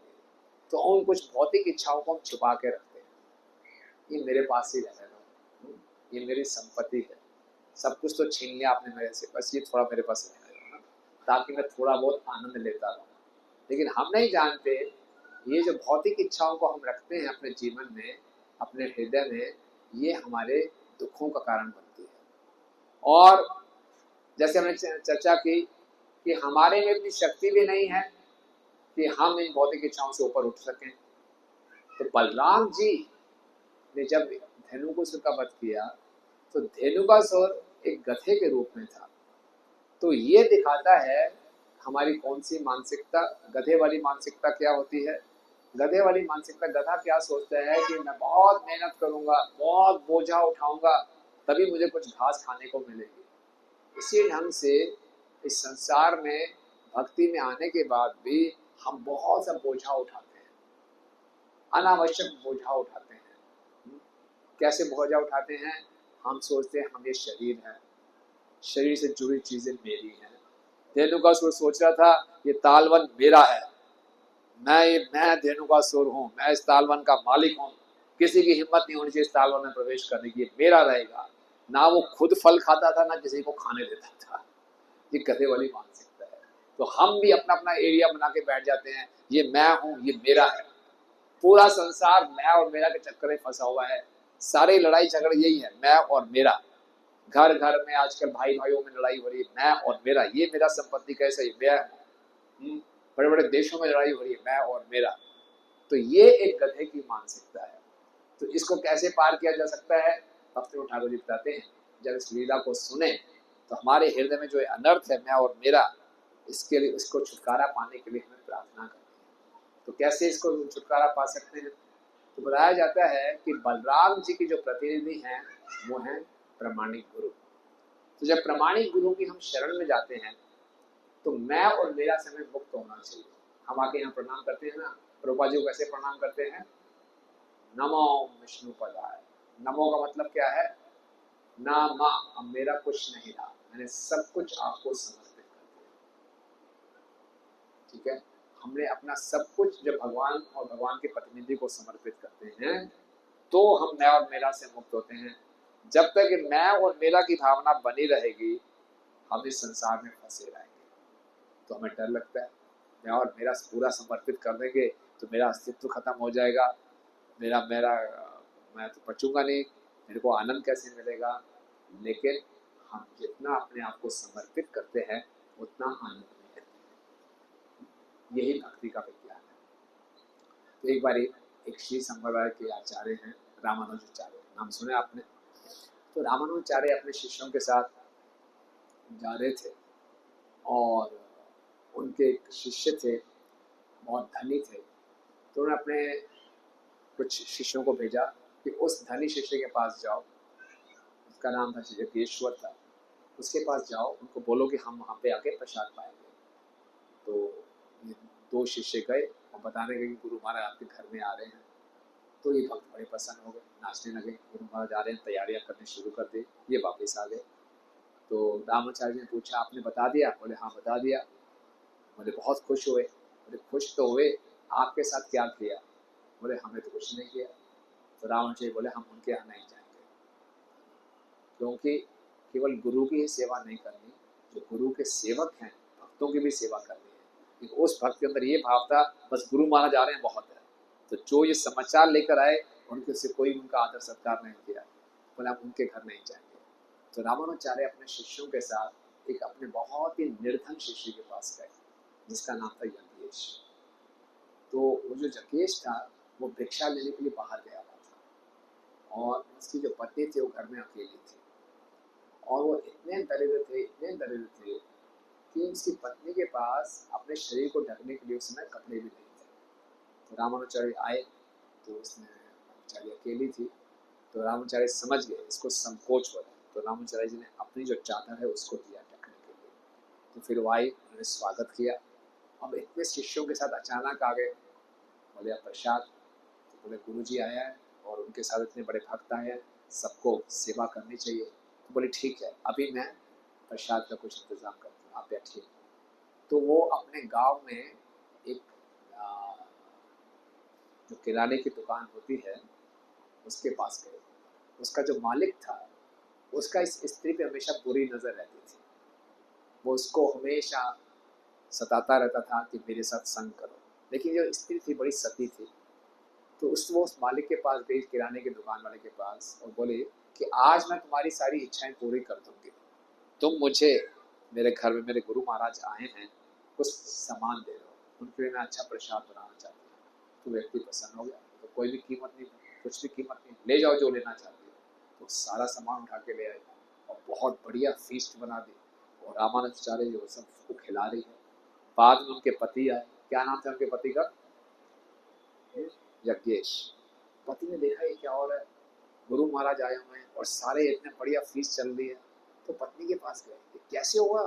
मैं तो भिक्षा में कुछ ही लेके आया हूँ, भिक्षा लाने से पहले सब कुछ कैसे कर लिया? तो उसकी पत्नी ने सारी कहानी बताई। तो ये सुनकर उनके पति ने अपनी पत्नी को डांटा नहीं, बड़े खुश हुए, बोले कितना सौभाग्यशाली, ऐसी सती स्त्री मुझे मिली जिसने गुरु के सेवा के लिए अपना सब कुछ समर्पित कर दिया। देखिए यह उनके भाव थे। तो उनकी जो बातें चल रही थी रामानुजाचार्य जी ने बात सुन ली, तो उन दोनों को बुलाया, पूरी बात फिर से बताई। तो रामानुजाचार्य बोले आप घबराइए मत। रामानुजाचार्य जी ने अपना महाप्रसाद दिया, बोले जाओ ये उसको खिलाओ। तो ये जो पत्नी थी महाप्रसाद लेके उस व्यक्ति के पास गई, बड़ा खुश हो गया, इतने सालों की मेरी आज कामना पूरी हो रही है। तो उस स्त्री ने बोला पहले आप कुछ महाप्रसाद पा लीजिए, ठीक है पहले इसको पा लेते हैं। अब रामाचार्य जी के महाप्रसाद में इतनी शक्ति थी, जैसे वो महाप्रसाद पाया उसका हृदय भर गया, उसकी आंखों से आंसू बह गए, उसने आगे हाथ जोड़ लिए, अरे तुम मेरी माँ के समान, मैं कितना निकृष्ट कार्य करने जा रहा था, मुझे क्षमा कर दो। वो उसके पाँव पड़ गए, बोले चलो हमारे गुरु महाराज के पास चलो। तो उनको गुरु महाराज के पास ले, उनके चरणों में पड़ गया, मुझे क्षमा कर दीजिए। फिर उनसे उन्होंने दीक्षा ले ली। तो रामाचार्य ने बोला तुम्हारे पास बहुत धन है, ये मेरा शिष्य निर्धन है, अपना कुछ धन इनको दे दो। बोले बिल्कुल दे दूंगा, जो आपकी आज्ञा है। लेकिन जो यज्ञेश था उसकी मानसिकता थी, बोले नहीं नहीं नहीं नहीं, हमें कोई धन नहीं चाहिए, हमें बस आपकी कृपा चाहिए, हम बिल्कुल सुखी है, निर्धन रह के भी हम सुखी है, क्योंकि हमारा जो कुछ है वो केवल आपकी सेवा के लिए। देखिए ये कहानी हमें क्या सिखाती है कि जब हम गुरु की शरण में जाते हैं तो गुरु से दीक्षा लेने का मतलब केवल कोई औपचारिकता नहीं है। गुरु से दीक्षा लेना एक जीव के लिए बहुत विशेष कार्य है। गुरु से दीक्षा लेकर हमारी ये जो मानसिकता है, इस मानसिकता को हमने बदलना है। हमारी ये मानसिकता सबकी धेनुका से बड़ी मानसिकता है कि मैं ये शरीर हूँ और मैं यहाँ भोगने के लिए आया हूँ और ये सब कुछ मेरे भोग के लिए बना है। लेकिन जब गुरु से दीक्षा लेते हैं तो गुरु हमें सिखाते हैं कि सब कुछ भगवान की सेवा के लिए है। गुरु हमें मार्गदर्शन देते हैं कैसे हर वस्तु को, अपना शरीर, अपना बुद्धि, अपना वाणी, अपना धन, सब कुछ भगवान की सेवा में। जब भगवान बलराम जी के साथ इस वन में निकलते हैं तो भगवान कृष्ण एक बहुत सुंदर श्लोक बोलते हैं, बोले एतावन जन्म साफल्यम देहि नामे देहिषु प्राणे अर्थे धिया वाचा श्रेयस आचरणम सदा। बोले एतावन जन्म साफल्यम, अगर किसी के अपने जन्म को सफल करना है, जिसको ये देह प्राप्त हुई है, उसको क्या करना चाहिए? हमेशा श्रेयस का आचरण करना चाहिए। श्रेयस मतलब परोपकार करना चाहिए, किससे? प्राणे अर्थे धिया वाचा, अपने प्राणों से, अपनी बुद्धि से, अपने धन से, अपनी वाणी से हमेशा परोपकार करना चाहिए। और सबसे बड़ा परोपकार क्या है? इस संसार में सबसे बड़ा परोपकार कैसे कर सकते हैं हम? हाँ, कृष्ण भावनामृत का प्रचार करके। हरे कृष्णा कृष्णा कृष्णा हरे हरे, हरे राम राम राम हरे हरे। तो बहुत सुंदर संदेश है कि जो धेनुकासुर वाली मानसिकता है, इससे हमने ऊपर उठाना है। तो बलराम जी यहाँ पर आए हैं हमें एक गधे वाली मानसिकता से भक्त बनाने के लिए। बुरा मत मानिए, हम सब के अंदर ये मानसिकता है कि हम अननेसेसरी, अनावश्यक ये बोझा लेकर घूम रहे हैं कि मैं ये हूँ, मैं वो हूँ। अपनी गलत पहचान, अपनी पहचान इस शरीर के साथ कर रहे हैं, और जो शरीर से जुड़ी वस्तु है ये मेरी है। कितने बड़े भ्रम में हैं। अभी हम शरीर छोड़ दें, सारी वस्तु यहीं कहीं रह जाएंगी, और शरीर छोड़ते नया शरीर, नई पहचान। श्री प्रभुपाद जी समझाते हैं इसी जीवन में हम कितनी पहचान बदल चुके हैं।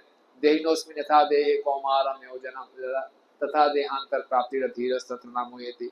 इसी जीवन में पहले कभी हम आपको छोटा बच्चा मानते हैं, फिर किशोर मानते हैं, फिर युवा मानते हैं, फिर वृद्ध मानते हैं, अपनी पहचान बदलती जाती है। लेकिन वास्तव में मैं बोलता मैं वही हूँ। मैं कौन है? वो जीवात्मा। तो असली पहचान को प्राप्त करना है।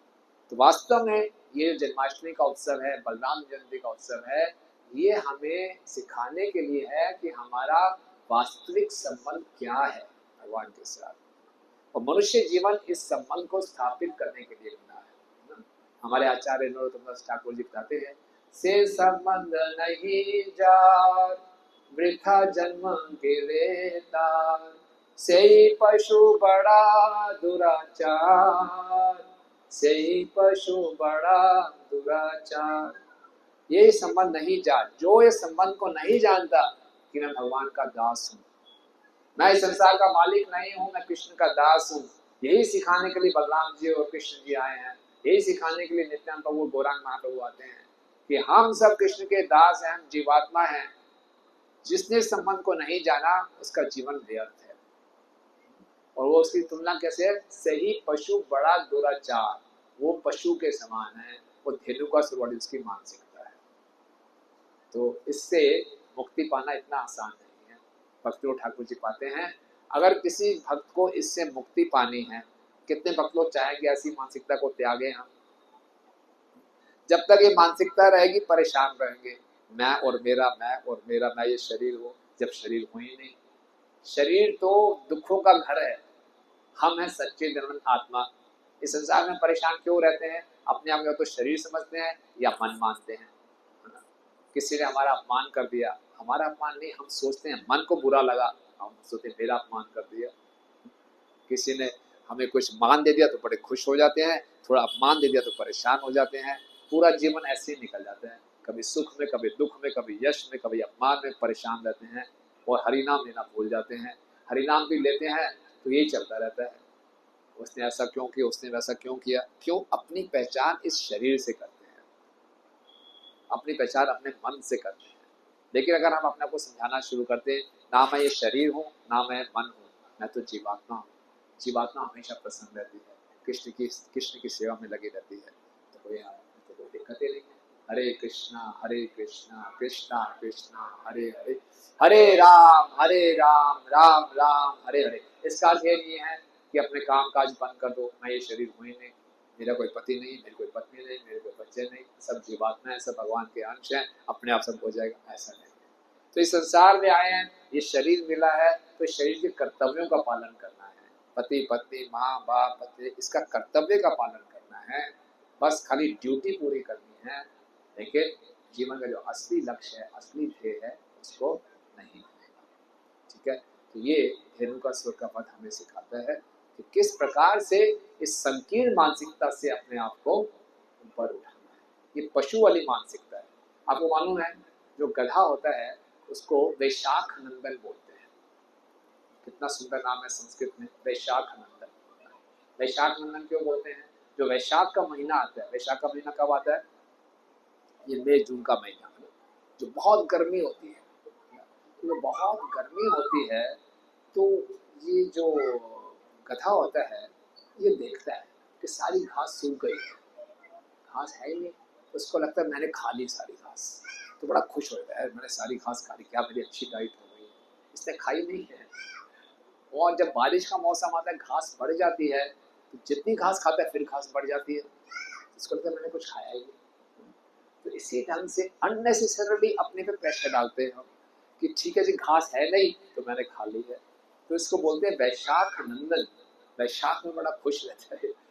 तो एक गधे वाली मानसिकता है, तो इससे हमने ऊपर उठना है। बलराम जी की जय। इसके बाद हम देखते हैं कि दूसरा जो असुर, जो बलराम जी ने वृंदावन में 2 असुरों का वध किया। तो इसी ढंग से कृष्ण बलराम, अब गर्मी का मौसम है और बाहर निकलते हैं कृष्ण बलराम, और कृष्ण बलराम की कृपा से वृंदावन में गर्मी के मौसम में भी वसंत का महीना है। भगवान की भक्ति में ये शक्ति है, अगर हम भगवान की भक्ति में जुड़ते हैं तो संसार के दुख हमें सताते नहीं हैं। गर्मी, वृंदावन में गर्मी बहुत भीषण होती है।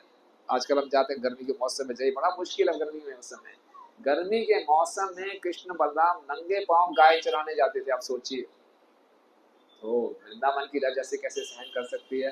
तो भगवान की शक्ति से सारा वातावरण वसंत ऋतु जैसा हो जाता था, बहुत ही रमणीक वातावरण हो जाता था। और वैसे हमने पहले बताया कि गायों को चराने का तो केवल बहाना होता था, भगवान ग्वाल वालों के साथ खेलते थे, तो फिर खेलते कूदते जा रहे हैं खूब आपस में। कभी वो जंगल से फूल तोड़ते हैं, पत्ते तोड़ते हैं, अपना श्रृंगार करते हैं, नाचते हैं, गाते हैं, एक दूसरे का उत्साह बढ़ाते हैं। कुएं में जाते हैं, कुएं में जोर से चिल्लाते हैं, वो आवाज वापस आती है तो उसको गाली देना शुरू करते हैं कि अंदर कोई है। और बंदर को देख के बंदर की तरह नकल मारते हैं। तो एक क्या करते हैं, बेल का फल ले लेते हैं, बेल के फल को ऊपर फेंकते हैं और दूसरे को बोलते हैं इसको आप दूसरे फल से इसको मारो। तो अगर मार पाते हैं तो सब तालियां बजाते हैं, अगर वो उसको हिट नहीं कर पाते तो उसका मजाक उड़ाते हैं। सब ऐसा चल रहा है। तो ऐसे खेलते कूदते सब फिर कहते हैं कि पहुंच जाते हैं कि हम चलो ऐसा खेल खेलेंगे। क्या खेल खेलेंगे? 2 पार्टीज बना लेंगे। तो उसमें एक असुर होता है, उसका नाम है प्रलंबासुर। इन असुरों के पास बहुत यौगिक शक्तियां होती थी। ये बड़ी मेहनत करके, बड़ी तपस्या करके यौगिक शक्तियां लेते थे। तो उनके पास ऐसी शक्ति होती थी कि अपना रूप बदल सकते थे। जैसे पूतना भी गई थी भगवान को मारने के लिए, तो पूतना ने बहुत सुंदर स्त्री का रूप ले लिया था। इसी ढंग से प्रलंबासुर पूरा ट्रैक रख रहा था कृष्ण और बलराम का, और उसने देखा कि इस दिन एक ग्वाला घर से आया नहीं, इसको घर में कुछ काम था। तो प्रलंबासुर ने वही ग्वाला बन के आ गया, वैसा ही वेशभूष, वैसा ही एकदम लगता था वही ग्वाला एकदम। लेकिन कृष्ण से कौन छिपा सकता है? कृष्ण देखते ही समझ गए ये है प्रलंबासुर बन के ग्वाल वाला आया है, कोई बात नहीं। तो ऊपर से भगवान ने कहा ओ आ गए, वेरी गुड, आओ आओ आ जाओ, उसका स्वागत किया। लेकिन अंदर से समझ गए अब इसका वध कैसे करना, भगवान योजना बनाने लगे। तो क्या समझ में आता है इस बात से हमें कि हो सकता है हम अपने आप को ऊपर से भक्त दिखाएं, बढ़िया तिलक, कंठी, बढ़िया से धोती कुर्ता सब कुछ, और अंदर आसुरी भाव। तो भक्त लोग तो हमारा स्वागत करेंगे, आइए आइए आइए, कृष्ण पहचान लेंगे कि अंदर के क्या भाव है। इसलिए भक्ति के मार्ग में कभी धोखा नहीं चलता। इस संसार में हम धोखा देते हैं, इस संसार हर जगह धोखा ही धोखा है। धोखा खाते भी हैं, धोखा देते भी हैं। बचपन से धोखा देना शुरू कर देते हैं। छोटा बच्चा स्कूल में जाता है, होमवर्क नहीं करता तो टीचर को कुछ ना कुछ बहाना लगा देते हैं। टीचर को मालूम है झूठ बोल रहा है, धोखा दे रहा है। धोखा देना, झूठ बोलना बच्चे को सिखाता नहीं है, वो अपने आप धोखा देना शुरू कर देता है। तो पूरे संसार में सब एक दूसरे को धोखा दे रहे हैं। लेकिन जब हम आध्यात्मिक जीवन में आए तो कभी भी यहाँ चीटिंग नहीं चलेगी। इसलिए वैष्णवों को गुरु के साथ और कृष्ण के साथ कभी झूठ नहीं बोलना चाहिए, कभी धोखेबाजी नहीं करनी चाहिए, बहुत महंगा पड़ेगा। तो प्रलंबासुर बिल्कुल एक गोप बन के आ गया। उसने सोचा कोई पहचान ही नहीं पाएगा मुझे, बाकी कोई पहचान भी नहीं पाया। लेकिन कृष्ण पहचान गए कि वास्तव में आया है हमारा वध करने, लेकिन इसका वध हो जाएगा। लेकिन कृष्ण के साथ खेलना कूदना शुरू कर दिया। तो क्या खेल कूद बोले, ठीक है दो पार्टीज बनाएंगे, एक कृष्ण, एक के लीडर कृष्ण है, दूसरे के लीडर बलराम है, राइट। और क्या खेल खेलेंगे, खेल ये खेलेंगे कि जो पार्टी हार जाएगी वो क्या करेगी, जीतने वाले को अपने कमर में उठा के भागेगी, ठीक है। तो प्रलंबासुर सोचा था कौन सी पार्टी में जाऊं। तो उसने सोचा था कि कृष्ण का ट्रैक रिकॉर्ड बहुत खराब है, इसने बहुत असुरों का वध किया है, बलराम थोड़ा कमजोर लगता है, वो अपने ढंग से सोच रहा था। तो मैं कृष्ण की पार्टी में आ जाता हूँ, बलराम को उठा के भागूंगा, उसकी ये योजना थी। कृष्ण ने भी आने दिया और कृष्ण ने सोचा ठीक है आ जाओ। और कृष्ण ने ऐसी योग माया की कि कृष्ण हार गए। आप सोचिए, भगवान का एक नाम है असम ऊर्ध्व, ना कोई भगवान के समान है, ना कोई भगवान से ऊपर है, लेकिन फिर भी भगवान हार गए। अपनी इच्छा थी भगवान की। जो भगवान अपने ग्वाल बालों के साथ वृंदावन में खेलते हैं, तो वृंदावन के जो ग्वाल बाल हैं वो भगवान को भगवान नहीं मानते। वो सोचते कृष्ण काना है, अपने साथ का ही है, और उनको हरा भी देते हैं कुश्ती में। और कृष्ण भी ऐसा नहीं कि कृष्ण एक्टिंग करते हैं, कृष्ण पूरे उस भाव में डूब जाते हैं। जैसे कृष्ण और बलराम खेल रहे होंगे, यशोदा मैया आएगी, चलो कृष्ण बहुत देर हो गई, नंद महाराज आपकी प्रतीक्षा कर रहे हैं, भोजन तैयार है। तो कृष्ण वापिस जाने लगेंगे, बाल बाल कहें खबरदार नहीं जाना, पहले हमारी बारी देके जाओ, ये तो कल खिलाएंगे नहीं। कृष्ण फिर वापस आ जाते हैं। कृष्ण को डर लगता है अगर मैं अभी चला गया तो कल वो खिलाएंगे नहीं। भगवान डर रहे हैं। फिर यशोदा मैया कृष्ण वापिस क्यों नहीं आए, चलो। तो कृष्ण बेचारे परेशान है कि वहां घर में माँ डांट रही है, यहाँ पे बाल बाल मेरे को खिलाएंगे नहीं कर। तो इस ढंग से भगवान के साथ बाल बाल ऐसे व्यवहार करते हैं और कुश्ती करते हैं।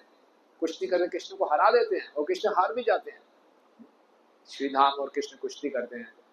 तो कुश्ती से पहले होता है ना कि व्यक्ति दूसरे को थोड़ा प्रभावित करते हैं, बड़ी बड़ी बातें बोलते हैं।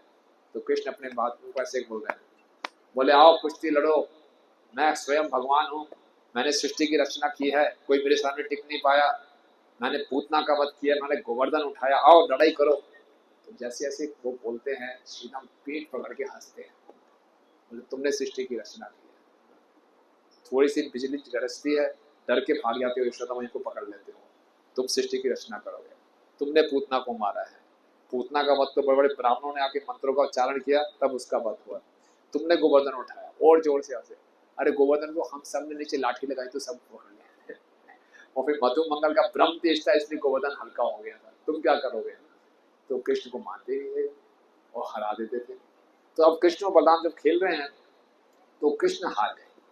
जब कृष्ण की पार्टी हार गई तो कृष्ण ने श्रीधाम को अपने कमर में बिठाया और भाग कर ले गए, और प्रलंबासुर ने बलराम जी को बिठा दिया, और प्रलंबासुर बलराम जी को लेकर भागने लगा। बहुत तेजी से भागा, उससे बोला इन सबसे दूर ले जाऊंगा, अलग ले जाके फिर इसका वध करूंगा।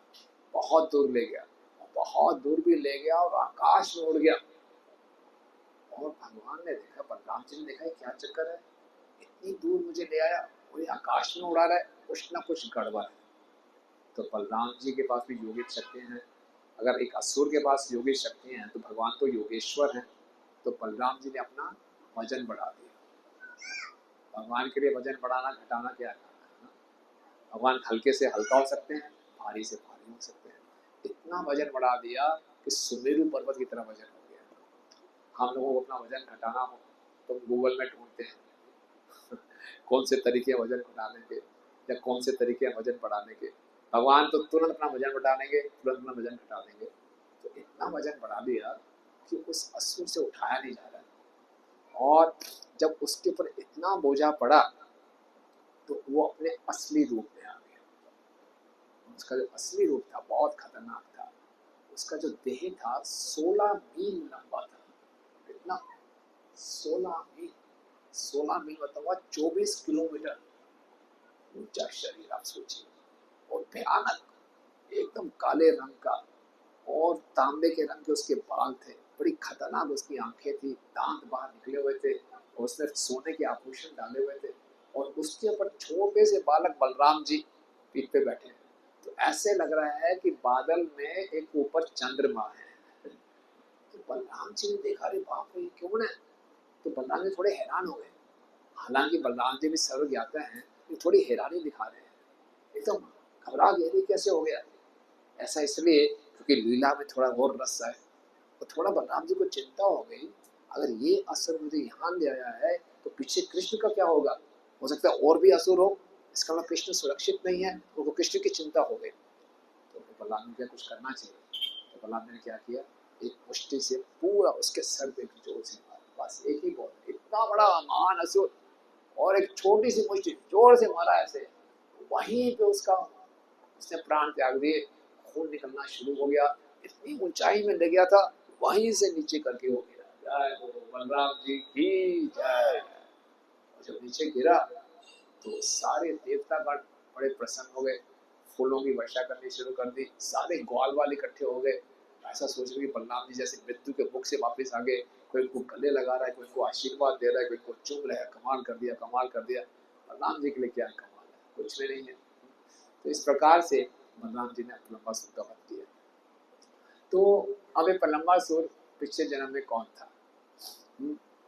तो ये हमारे गर्ग संहिता में वर्णन आता है। नारद मुनि जी बताते हैं कि जो यक्ष के राजा हैं, यक्षपति हैं कुबेर जी, कुबेर जी का एक बहुत सुंदर बगीचा था, और उस बगीचे में बहुत सुंदर सुंदर फूल होते थे। उन फूलों को तोड़कर वो शिव जी की अर्चना करते थे, और इस बगीचे की देखभाल के लिए कोई सुरक्षा कर्मचारी नहीं रखते थे। सारे फूल तोड़कर एक जगह पे रख देते थे, और उन्होंने एक वचन दे दिया, जो उन फूलों को चुराएगा वो असुर बन जाएगा। बस ये छोड़ के बोल के आ गए। कोई सुरक्षा कर्मचारी रखने की जरूरत नहीं है, कोई सीसी कैमरा लगाने की जरूरत नहीं है। जो फूलों को चुराने का प्रयास करेगा वो असुर बन जाएगा, ये बोल के आ गए। तो तभी वहां पे एक गंधर्व आकाश मार्ग से घूमते हुए एक गंधर्व था, उसका नाम था विजय, और वो भगवान विष्णु का भक्त था। भगवान का गुणगान करते करते आया, उसने देखा कुछ पुष्प पड़े, उसने उठा लिया। जैसे पुष्प उठाए वो असुर बन गया। तो बड़ा परेशान हो गया। तो मालूम चला, अरे ये तो कुबेर का श्राप है। तो कुबेर के पास गया, कुबेर जी से क्षमा मांगी। कुबेर जी ने बोला, आप तो बड़े अच्छे हृदय वाले विष्णु के भक्त हैं, आप तो असुर बन गए, क्या किया जाए? बड़े चिंता मत कीजिए, आपका बहुत अच्छा उद्धार होगा। द्वापर युग में कृष्ण बलराम आने वाले हैं, तो बलराम जी आपका उद्धार करेंगे और आपको सदगति प्राप्त होगी। तो इस ढंग से हम देखते हैं जो भी असुर इस जीवन में भगवान की लीला में आते हैं उनका कुछ विशेष इतिहास होता है। अब ये बलराम जी प्रलंबासुर हमारे हृदय के कौन से अनर्थ को इंगित करते हैं, ये भी भक्तिविनोद ठाकुर हमारे आचार्य बताते हैं कि जो प्रलंबासुर है ये हमारे हृदय की काम वासना, काम स्थूल रूप में क्या है, पर पुरुष पर स्त्री की इच्छा, और सूक्ष्म रूप में क्या है, प्रतिष्ठा, पूजा, लाभ, प्रतिष्ठा, लोग मेरे को चाहे, मेरा गुणगान करें, ये इच्छा। दोनों ही भक्ति के मार्ग में बहुत बड़े खतरे हैं। तो इसलिए इससे बचना तो क्या है, कैसे बचे? बलराम जी इसका वध करते हैं। बलराम जी अज्ञानता का वध करते हैं धनुकोसर के रूप में, और हमारे हृदय में जो काम वासना है इसका वध करते हैं प्रलंबासुर के रूप में। तो प्रलंबासुर का जब वध किया तो कैसे वध किया कि उन्होंने अपने वजन को बढ़ाया और प्रलंबासुर तो फिर हिम्मत हार गए। तो जब हमारे हृदय में काम वासनाएं होती हैं तो हमारे हृदय में कपट आ जाता है। प्रलंबासुर ने कपट किया, उसका असली उद्देश्य था कृष्ण बलराम को मारना, लेकिन वेश धारण करके आया भक्त का, कपट थी। इसी ढंग से जब काम वासना हृदय में होती है तो ऊपर से हम जाते हैं हम भक्ति कर रहे हैं, अंदर से अपनी भौतिक इच्छाओं को पूरा कर रहे हैं। ये इच्छा पूरी हो जाए, लोग मेरा गुणगान करें, लोग मेरी वाह करें, तो हो जाता है ऐसा। एक बार एक श्रील प्रभुपाद जी के शिष्य हैं महात्मा प्रभु। तो महात्मा प्रभु भक्ति में आने से पहले एक म्यूजिशियन थे, बड़ा अच्छा गाते थे। तो उन्होंने कनाडा में थे, वो वैंकूवर में, उन्होंने प्रभुपाद जी को चिट्ठी लिखी कि प्रभुपाद मैं सोच रहा हूँ एक रॉक बैंड बनाऊँ और रॉक बैंड बना के खूब फेमस हो जाऊँ और फिर मैं कृष्ण भक्ति का प्रचार करूँ। जब मैं बहुत फेमस हो जाऊँगा, लोग मुझसे जुड़ेंगे तो भक्ति का भी प्रचार होगा। प्रभुपाद ने बोला सारे आइडिया छोड़ दो फेमस होने के, हमने कृष्ण को फेमस करना है, अपने आप को फेमस नहीं करना। और तुम्हें गाना अच्छा लगता है, चुपचाप कीर्तन और करताल और मृदंग लो और कीर्तन करो, फेमस बनने का प्रयास ना करो। तो महात्मा प्रभु कहते हैं प्रभुपाद मेरे हृदय के अंदर के अनर्थ को समझ गए थे। तो जो हमारे हृदय की जो गंदी भावना है एक गुरु की कृपा से ही जा सकते हैं। प्रभुपाद जी के एक और शिष्य थे, शिष्य हैं श्रुतकीर्ति प्रभु, जो कि उन्होंने प्रभुपाद जी की बहुत निजी सेवा की। तो प्रभुपाद जी एक बार कलकत्ता में थे, तो जो भी प्रभुपाद से मिलना आते थे प्रभुपाद के लिए कलकत्ता की बड़ी अच्छी अच्छी मिठाई लेके आते थे। तो उसमें एक मिठाई बड़ी प्रसिद्ध है बंगाल में, संदेश। तो संदेश बड़ा टेस्टी होता था और प्रभुपाद जो आते थे उसको बांट देते थे। तो एक बार वो संदेश के डब्बे में चींटियाँ चढ़ गई। तो श्रुतकीर्ति प्रभु ने सोचा अच्छा मौका है, इसको मैं अपने पास रख लेता हूँ, बाद में चींटियाँ हटा के खा लूँगा। प्रभुपाद बोला वो संदेश का डब्बा कहाँ गया? और प्रभुपाद उसमें चींटियाँ लग गई हैं। प्रभुपाद लेके आओ। ठीक है, बोले एक थाली होती है उसको उल्टा कर दो, उसके ऊपर एक बर्तन रख दो, नीचे पानी भर दो, तो अपने आप चींटियाँ चली जाएंगी। तो प्रभुपाद देख के मुस्कुराने लगेगा, कोई अलाव ऐसे नहीं है सारी आपकी भोगने की योजना है, मैं खत्म कर दूँ तो इसलिए जब हमारे अंदर काम वासनाएं होती हैं, भक्ति का अर्थ है जो भी हम सेवा करें गुरु और कृष्ण की प्रसन्नता के लिए, लेकिन ये इच्छा ना हो के अपनी कोई संतुष्टि करने की इच्छा हो तो एक काम वासना है। अर्जुन गीता में भगवान से पूछते हैं ना चाहते हुए भी मैं बुरा कर्म करता हूँ, मुझे मालूम है ये कार्य गलत है फिर भी मैं करता हूँ, मुझे मालूम है स्मार्टफोन में ज़्यादा टाइम नहीं लगाना चाहिए फिर भी मैं लगाता हूँ। आजकल सबको स्मार्टफोन का एडिक्शन हो गया है, कितने घंटे बर्बाद हो जाते हैं पता नहीं चलता, पता है ये नहीं करना चाहिए फिर भी फंस जाते हैं। क्यों ऐसा होता है? काम वासनाओं के कारण। कामेश क्रोधेश रजोगुण समुद्भवा, और ये हमारा नित्य वैरी है। जब तक ये रहेगा ये हमें धोखा देता रहेगा, बार बार जन्म मृत्यु का चक्कर रहेगा। ये दिखाता अपने आप को हमारा मित्र है, जैसे प्रलंबासुर आया था, दिखा रहा था मैं आपका मित्र हूँ, लेकिन अंदर से वो शत्रु था। इसी ढंग से जो काम होता है वो दिखाता है मैं आपको खुशी देने आया हूँ, आप देखो स्मार्टफोन, आपको खुशी मिलेगी, लेकिन असल में क्या हो रहा है, ये हमारा नुकसान कर रहा है। राइट? तो जैसे ऐसी इच्छाएं हमारे मन में आती हैं तो हमारे हृदय में कपट आ जाता है। तो इससे छुटकारा कैसे पाना है? तो जब बलराम जी भारी हो गए तो प्रलंबासुर कमजोर पड़ गया। इसीलिए जब गुरु की आज्ञा भारी हो जाएगी तो हम इन काम वासनाओं से मुक्ति पाएंगे। तो हमेशा गुरु की आज्ञाओं को याद रखेंगे तो काम वासनाओं से बचे रहेंगे। गुरु मुख पद्मा वाक्या चित्त ते करिया एख्या आर न करिया मने आशा। गुरु के मुख से जो वचन निकलते हैं उसको हृदय में धारण कर लेना है और कोई आशा नहीं रखनी। जैसे ही हम गुरु के आदेशों को भूलते हैं, हम भौतिक इच्छाओं को निमंत्रण देते हैं अपने हृदय में प्रवेश कर देते हैं। हमारे गुरु महाराज कहा करते थे, एक शिष्य को गुरु की आज्ञा का हमेशा ऐसे स्मरण करना चाहिए जैसे कि हर व्यक्ति के सर के ऊपर हमेशा सूर्य रहता है।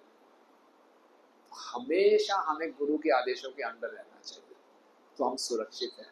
हम किसी भी वातावरण में चले जाएंगे, अगर गुरु के आदेशों का याद रखेंगे तो हमेशा बचे रहेंगे। प्रभुपाद जी के एक शिष्य हैं गिरिराज स्वामी महाराज, नाम सुना है आपने? गिरिराज स्वामी महाराज अमेरिका से हैं और बहुत धनी परिवार से थे और बहुत सरल हृदय के। जब वो ब्रह्मचारी थे तो उनको प्रभुपाद जी ने जुहू मंदिर का प्रेसिडेंट बना दिया था। और जुहू मंदिर आपने पढ़ा होगा प्रभुपाद लीलामृत में। जुहू में मंदिर, बम्बई में मंदिर बनाने के लिए प्रभुपाद जी को बहुत संघर्ष करना पड़ा। जिससे जमीन ली थी वो मिस्टर एन थे, वो वहाँ के माफिया थे और उनकी अपना न्यूज़पेपर भी था और बहुत धोखेबाज व्यक्ति थे और बहुत तंग किया उन्होंने प्रभुपाद जी को और इस्कॉन संस्था को। तो ये जो व्यक्ति था मिस्टर एन बोलते हैं उसको, वो बहुत ही तिकड़मबाज व्यक्ति था। तो एक बारी उसने गिरिराज स्वामी जो कि उस समय ब्रह्मचारी थे उनको फ़ोन किया कि आप आइए, मैं आपसे मिलना चाहता हूँ। तो गिरिराज ब्रह्मचारी से गलती क्या होगी, वो अकेले चले गए। तो ये उनको अकेले एक मिले, सड़क पे मिले कहीं पे। तो ये जो मिस्टर एन थे एक वैन में बैठे हुए थे। तो वैन में पीछे की सीट पे ये बैठे हैं, आगे ड्राइवर है और ड्राइवर की सीट के साथ वाली सीट खाली है। और गिरिराज ब्रह्मचारी आए, उनको अपने साथ बिठा लिया और आगे चल पड़े। आगे जाके थोड़ी देर के बाद वैन फिर रुक जाती है और वैन का दरवाज़ा खोलता है और एक वैश्या अंदर प्रवेश करती है और वैश्या गिरिराज जी को पीछे धकेल के बैठ जाती है। अब गिरिराज ब्रह्मचारी जी बीच में है, यहाँ मिस्टर एन है, यहाँ वैश्या है, आगे ड्राइवर है और वो सीट खाली है। उस सीट से एक फोटोग्राफर आ जाता है, क्योंकि जो मिस्टर एन थे कि अपना न्यूज़पेपर था तो अखबार में छापने के लिए फ़ोटो खींचने के लिए आ जाता है कि इस्कॉन का एक प्रेसिडेंट एक वैश्या के साथ पाया गया। और ये जो वैश्या है गिरिराज ब्रह्मचारी के साथ उल्टी सीधी हरकतें करना शुरू कर देती है। अब जो गिरिराज जी हैं इनके पास कोई विकल्प नहीं, कहाँ जाऊँ। यहाँ पे मिस्टर एन बैठे हैं, यहाँ वो वैश्या है, बीच में बेचारे, उधर वो फोटोग्राफर है, सोचिए।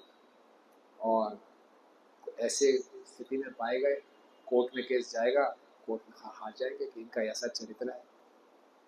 तो क्या करें, इतनी मुश्किल परिस्थिति। इन गिरिराज जी ने क्या किया, हाथ जोड़ लिए, आंखें बंद करी, प्रभुपाद जी का स्मरण किया। नमो विष्णु पादाय कृष्ण पृष्ठाय श्रीमते भक्ति वेदांत स्वामी निधि नमस्ते सारस्वती देवी गौरवाणी प्रचारिणे निर्विशेष शून्यवादी पाश्चात्य।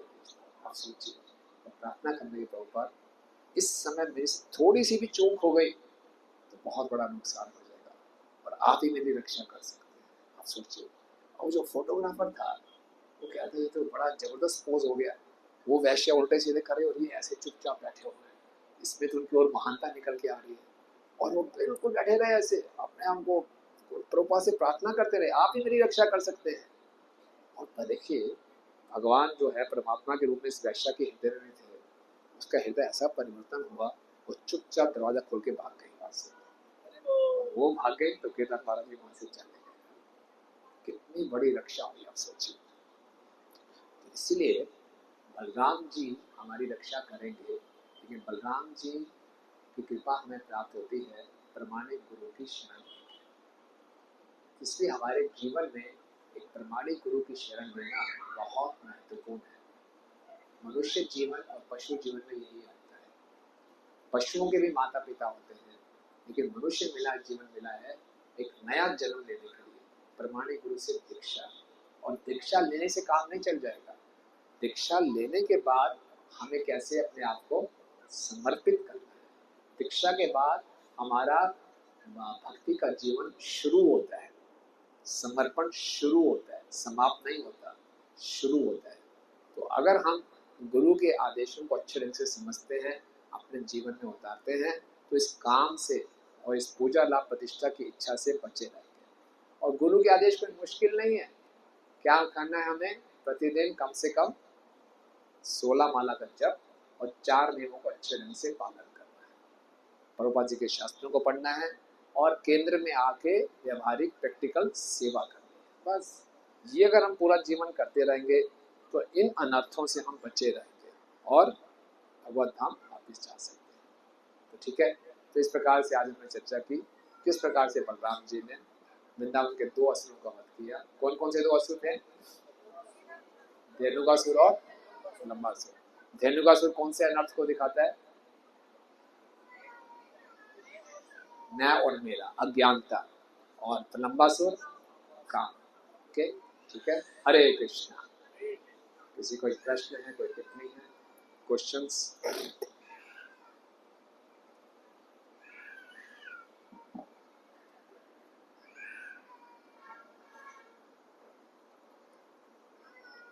हरे कृष्णा प्रभु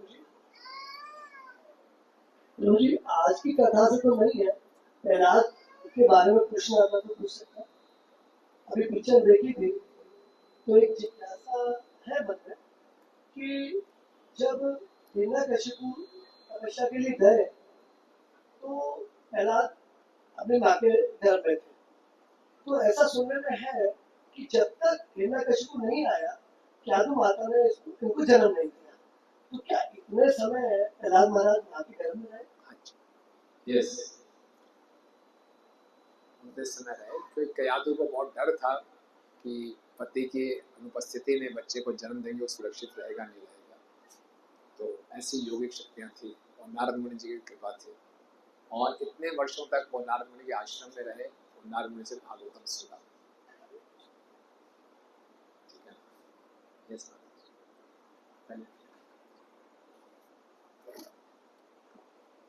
हरे कृष्ण प्रभु जी, पहला प्रणाम। Please accept my humble senses. मेरे छोटे छोटे 3 प्रश्न है। ये जनरल है थोड़ा। जैसे हमने सुना है कि अर्जुन जी को गुणाकेश बोला जाता है, तो जैसे आपने बताया लक्ष्मण जी 14 साल बिना सोए नहीं, तो क्या उन्हें भी गुणाकेश की उपाधि दी जा सकती है? गुणाकेश का असली अर्थ है, गुणाक मतलब नींद या अज्ञानता। तो जिसने अज्ञानता को जीत लिया वो गुणाकेश, अंधकार को। सेकंड यह है कि क्या आध्यात्मिक उन्नति करने के लिए अगर कोई भौतिक इच्छा हमारे मन में है या हमें लगता है कि उस इच्छा को पूरा करने के बाद ही हम आध्यात्मिक उन्नति में आगे बढ़ सकते हैं, तो क्या वो इच्छा करना सही है या गलत? हमारा मन कहेगा ये कर लो, भक्ति बहुत अच्छी हो जाएगी, फिर वो इच्छा पूरी, फिर ये भी कर लो और अच्छी हो जाएगी। हो सकता है ऐसा होता है। तो क्या करना चाहिए? हमारे गुरु हैं उनके पास जाके बात करनी चाहिए ईमानदारी से। मैं बोल रहा हूँ गुरु जी के साथ, वैष्णव के साथ कोई धोखेबाजी नहीं, ट्रांसपेरेंसी, जैसे है वैसे बताना चाहिए कि ये इच्छा है, ये इच्छा मेरी भक्ति के अनुकूल है कि प्रतिकूल है। कई बार ऐसी इच्छाएं होती हैं जो भक्ति के प्रतिकूल नहीं होती लेकिन भक्ति रूपी नहीं होती। जैसे मैं भक्ति कर रहा हूँ, थोड़ी इच्छा हो रही क्रिकेट मैच देख लो, अब ये भक्ति के कोई इसमें कोई 4 नियम नहीं टूट रहे। क्रिकेट मैच थोड़ा सा देख लिए तो कौन सा 4 नियम टूट रहे हैं? आप 4 नियम का पालन कर रहा हूँ, थोड़ा सा क्रिकेट मैच देखने क्या है? तो वो एंटी डिवोशनल नहीं है लेकिन नॉन डिवोशनल है।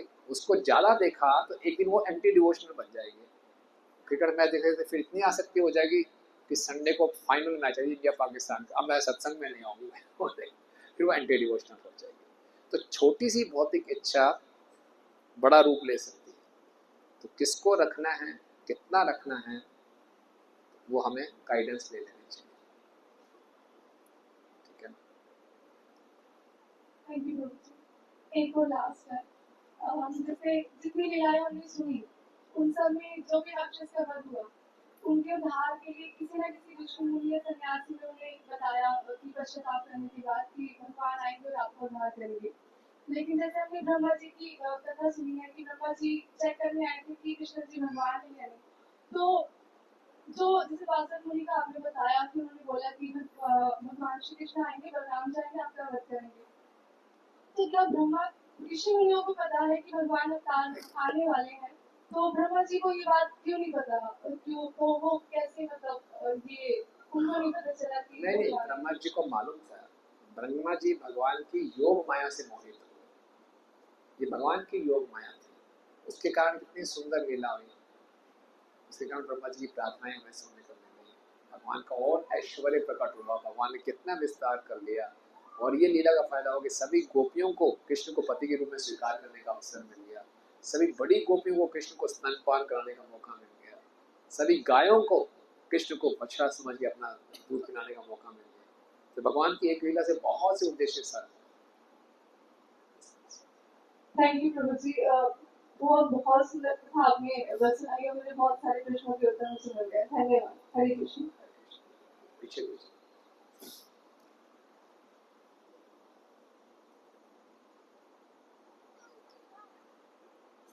हरे कृष्ण गुरु जी। जी आपने अभी सुख दुख के लिए बोला कि शरीर पे दुख आना, कष्ट आना, उसी के अकॉर्डिंग एक क्वेश्चन है। ऐसा क्यों होता है कि जब हम नियम से पूजा पाठ करते हैं, नियम से उठते हैं, सुबह नहा धो के नियम से पूजा करते हैं और उसके बाद नियम से सारे काम भगवान के करते हैं, व्रत भी रखते हैं, उनकी प्रार्थना करते हैं, पूजा करते हैं, तो और व्रत करके अपने शरीर को भी कष्ट तो देते हैं। और दूसरी ओर जो नॉर्मल इंसान है, जो भगवान की बिल्कुल पूजा नहीं करता है, हाथ भी नहीं जोड़ता, दीपक भी नहीं चालू करता, वो सुखी है। पर जो भक्त है वो दुखी क्यों है? ऐसा क्यों? ऐसा लगता है, ऐसा है नहीं। भक्त कभी दुखी नहीं हो सकता। जो थोड़े से और कष्ट आते हैं भक्त के जीवन में, भगवान की भक्ति में इतनी शक्ति है, वो कष्ट आएंगे भी, आकर चले जाएंगे। में टेंशन रहती है, बहुत दुख भी उठाना पड़ता है, इधर उधर से भी दुख होता है। पर जो नॉर्मल इंसान होता है, जो बिल्कुल पूजा पाठ नहीं करता, जो बिल्कुल भगवान का ध्यान भी नहीं देता, ना माला करता है, वो सुखी है। उसकी लाइफ में कोई टेंशन नहीं, वो एकदम खुशी से रह रहा है। और जो सब कुछ ये भगवान का कर रहा है, नियम से सब कुछ करता है, जाप करता है भगवान के, दीवाबत्ती जो भी है सब कुछ करता है, तो उसके ऊपर संकट के संकट आते जाते हैं। हमें ऐसा ही लगता है कि दूसरा व्यक्ति ज्यादा सुखी है। इस संसार में लोग दिखाते हैं, अगर आप किसी के अंदर जाओगे तो मालूम चलेगा। सब ये पूरा पैकेजिंग का जमाना है, पैकेजिंग ऊपर से बढ़िया है, चकाचौंध है, अंदर से सब खोखले हैं। अगर जो भगवान की भक्ति नहीं कर रहा तो किसी भी स्थिति में खुश नहीं रह सकता। दिखने में हो सकता है बड़ा बंगला हो, बड़ा धन हो, संपत्ति हो, बहुत ऐश्वर्य हो, इसका मतलब ये नहीं वो सुखी है। दिखने में हो सकता है ज्यादा सुविधाएं हो उसके पास, लेकिन हृदय में सुख नहीं होगा जब तक वो कृष्ण भक्ति में नहीं जुड़ेगा। और कोई भक्ति कर रहा है, अगर उसके जीवन में कष्ट आ रहे हैं तो ऐसा बताया गया है क्योंकि वो भक्ति कर रहा है, उसे कष्ट कम हो गए हैं, अन्यथा और ज्यादा कष्ट आते हैं। आपको 1000 रुपये का चालान होना था, केवल 10 रुपये का चालान हुआ। भक्ति की कृपा से, भगवान की कृपा से आपके कष्ट कम हो जाते हैं। भक्ति छोड़ देंगे तो और कष्ट बढ़ जाएंगे। ठीक है ना? और भक्ति हम करते हैं कष्टों को कम करने के लिए नहीं, भक्ति हम करते हैं कृष्ण से प्रेम करने के लिए, असली आनंद पाने के लिए। इस संसार में तो सुख दुख लगे ही रहेंगे, चाहे आप भक्ति करो या ना करो, सुख दुख लगे ही रहेंगे। अगर किसी के जीवन में लग रहा है कि सुख का पीरियड चल रहा है, वो टेम्परेरी है, वो दुख आ जाएगा, रात दिन सुख दुख चलता ही रहेगा। तो भक्ति इसलिए नहीं करते कि सुख दुख कम हो जाए, भक्ति इसलिए करते, चाहे जितने मर्जी सुख दुख आते रहे, मैं हर स्थिति में क्या करता रहूं, हरे कृष्णा कृष्णा कृष्णा हरे हरे, हरे राम राम। ये जीवन का असली लक्ष्य, यही समाधान है। अगर हर स्थिति में हरे कृष्ण महामंत्र कर लिया, हमारा जीवन सफल है। ठीक है ना। इस संसार के सुख दुख हमेशा ही ऐसे रहेंगे, आप जितना मर्जी प्रयास कर लें। समुद्र में लहरों को खत्म नहीं कर सकते, संसार के सुख दुखों को खत्म नहीं कर सकते। हो सकता है किसी का लग रहा है सुख चल रहा है, लेकिन वो सब टेम्परेरी है। लेकिन वास्तव में बिना भक्ति के कोई सुखी नहीं रह सकता। दिखने में लग सकता है हमें हो, लेकिन अंदर से व्यक्ति संतुष्टि कभी नहीं। धन्यवाद। ठीक है, और कुछ पीछे प्रभु जी। हरे हरे कृष्णा प्रभु जी। आपने एक चीज बताया कि आध्यात्मिक बल, दैट मीन स्पिरिचुअल पावर। तो स्पिरिचुअल पावर जो है मेंटल हेल्थ के साथ कनेक्ट है, मेंटल हेल्थ जो है फिजिकल हेल्थ के साथ कनेक्ट है। तो आध्यात्मिक बल के साथ शरीर की जो बल है वो भी एक इंटरकनेक्टेड है या नहीं है। दूसरा एक चीज है, जब हम अगर बलराम जी की कोई विग्रह देखते हैं या फोटो देखते हैं, उनकी बहुत अच्छे शरीर दिखते हैं, तो उनकी फिजिकल हेल्थ वो भी एक दिखाते हैं कि वो फिजिकली कितना स्ट्रांग है। तो फिजिकल हेल्थ भी मेंटल हेल्थ के साथ लिंक है या नहीं? अच्छी बात है। अगर हमारा फिजिकल हेल्थ अच्छा है तो माइंड भी अच्छा है, और शरीर और मन स्वस्थ है तो हम अच्छे ढंग से भक्ति कर सकते हैं।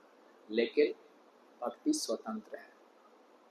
ऐसे बहुत से केसेस हैं कि फिजिकल हेल्थ खराब है लेकिन भक्ति बहुत उन्नत है। तो आध्यात्मिक बल भौतिक बल पे निर्भर नहीं है।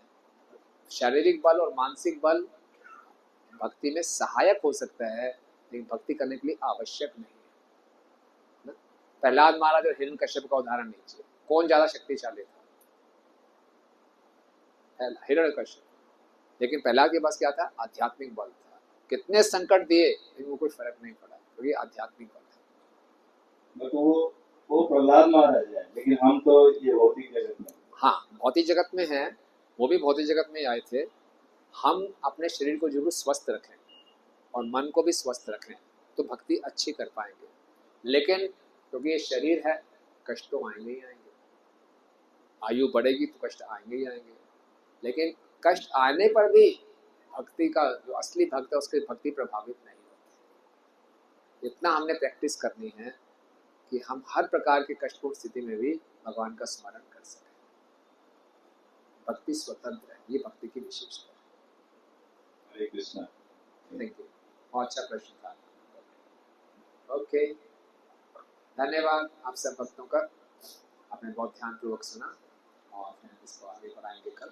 हरे कृष्णा। बलराम जी की, जगत गुरु श्रील प्रभुपाद की।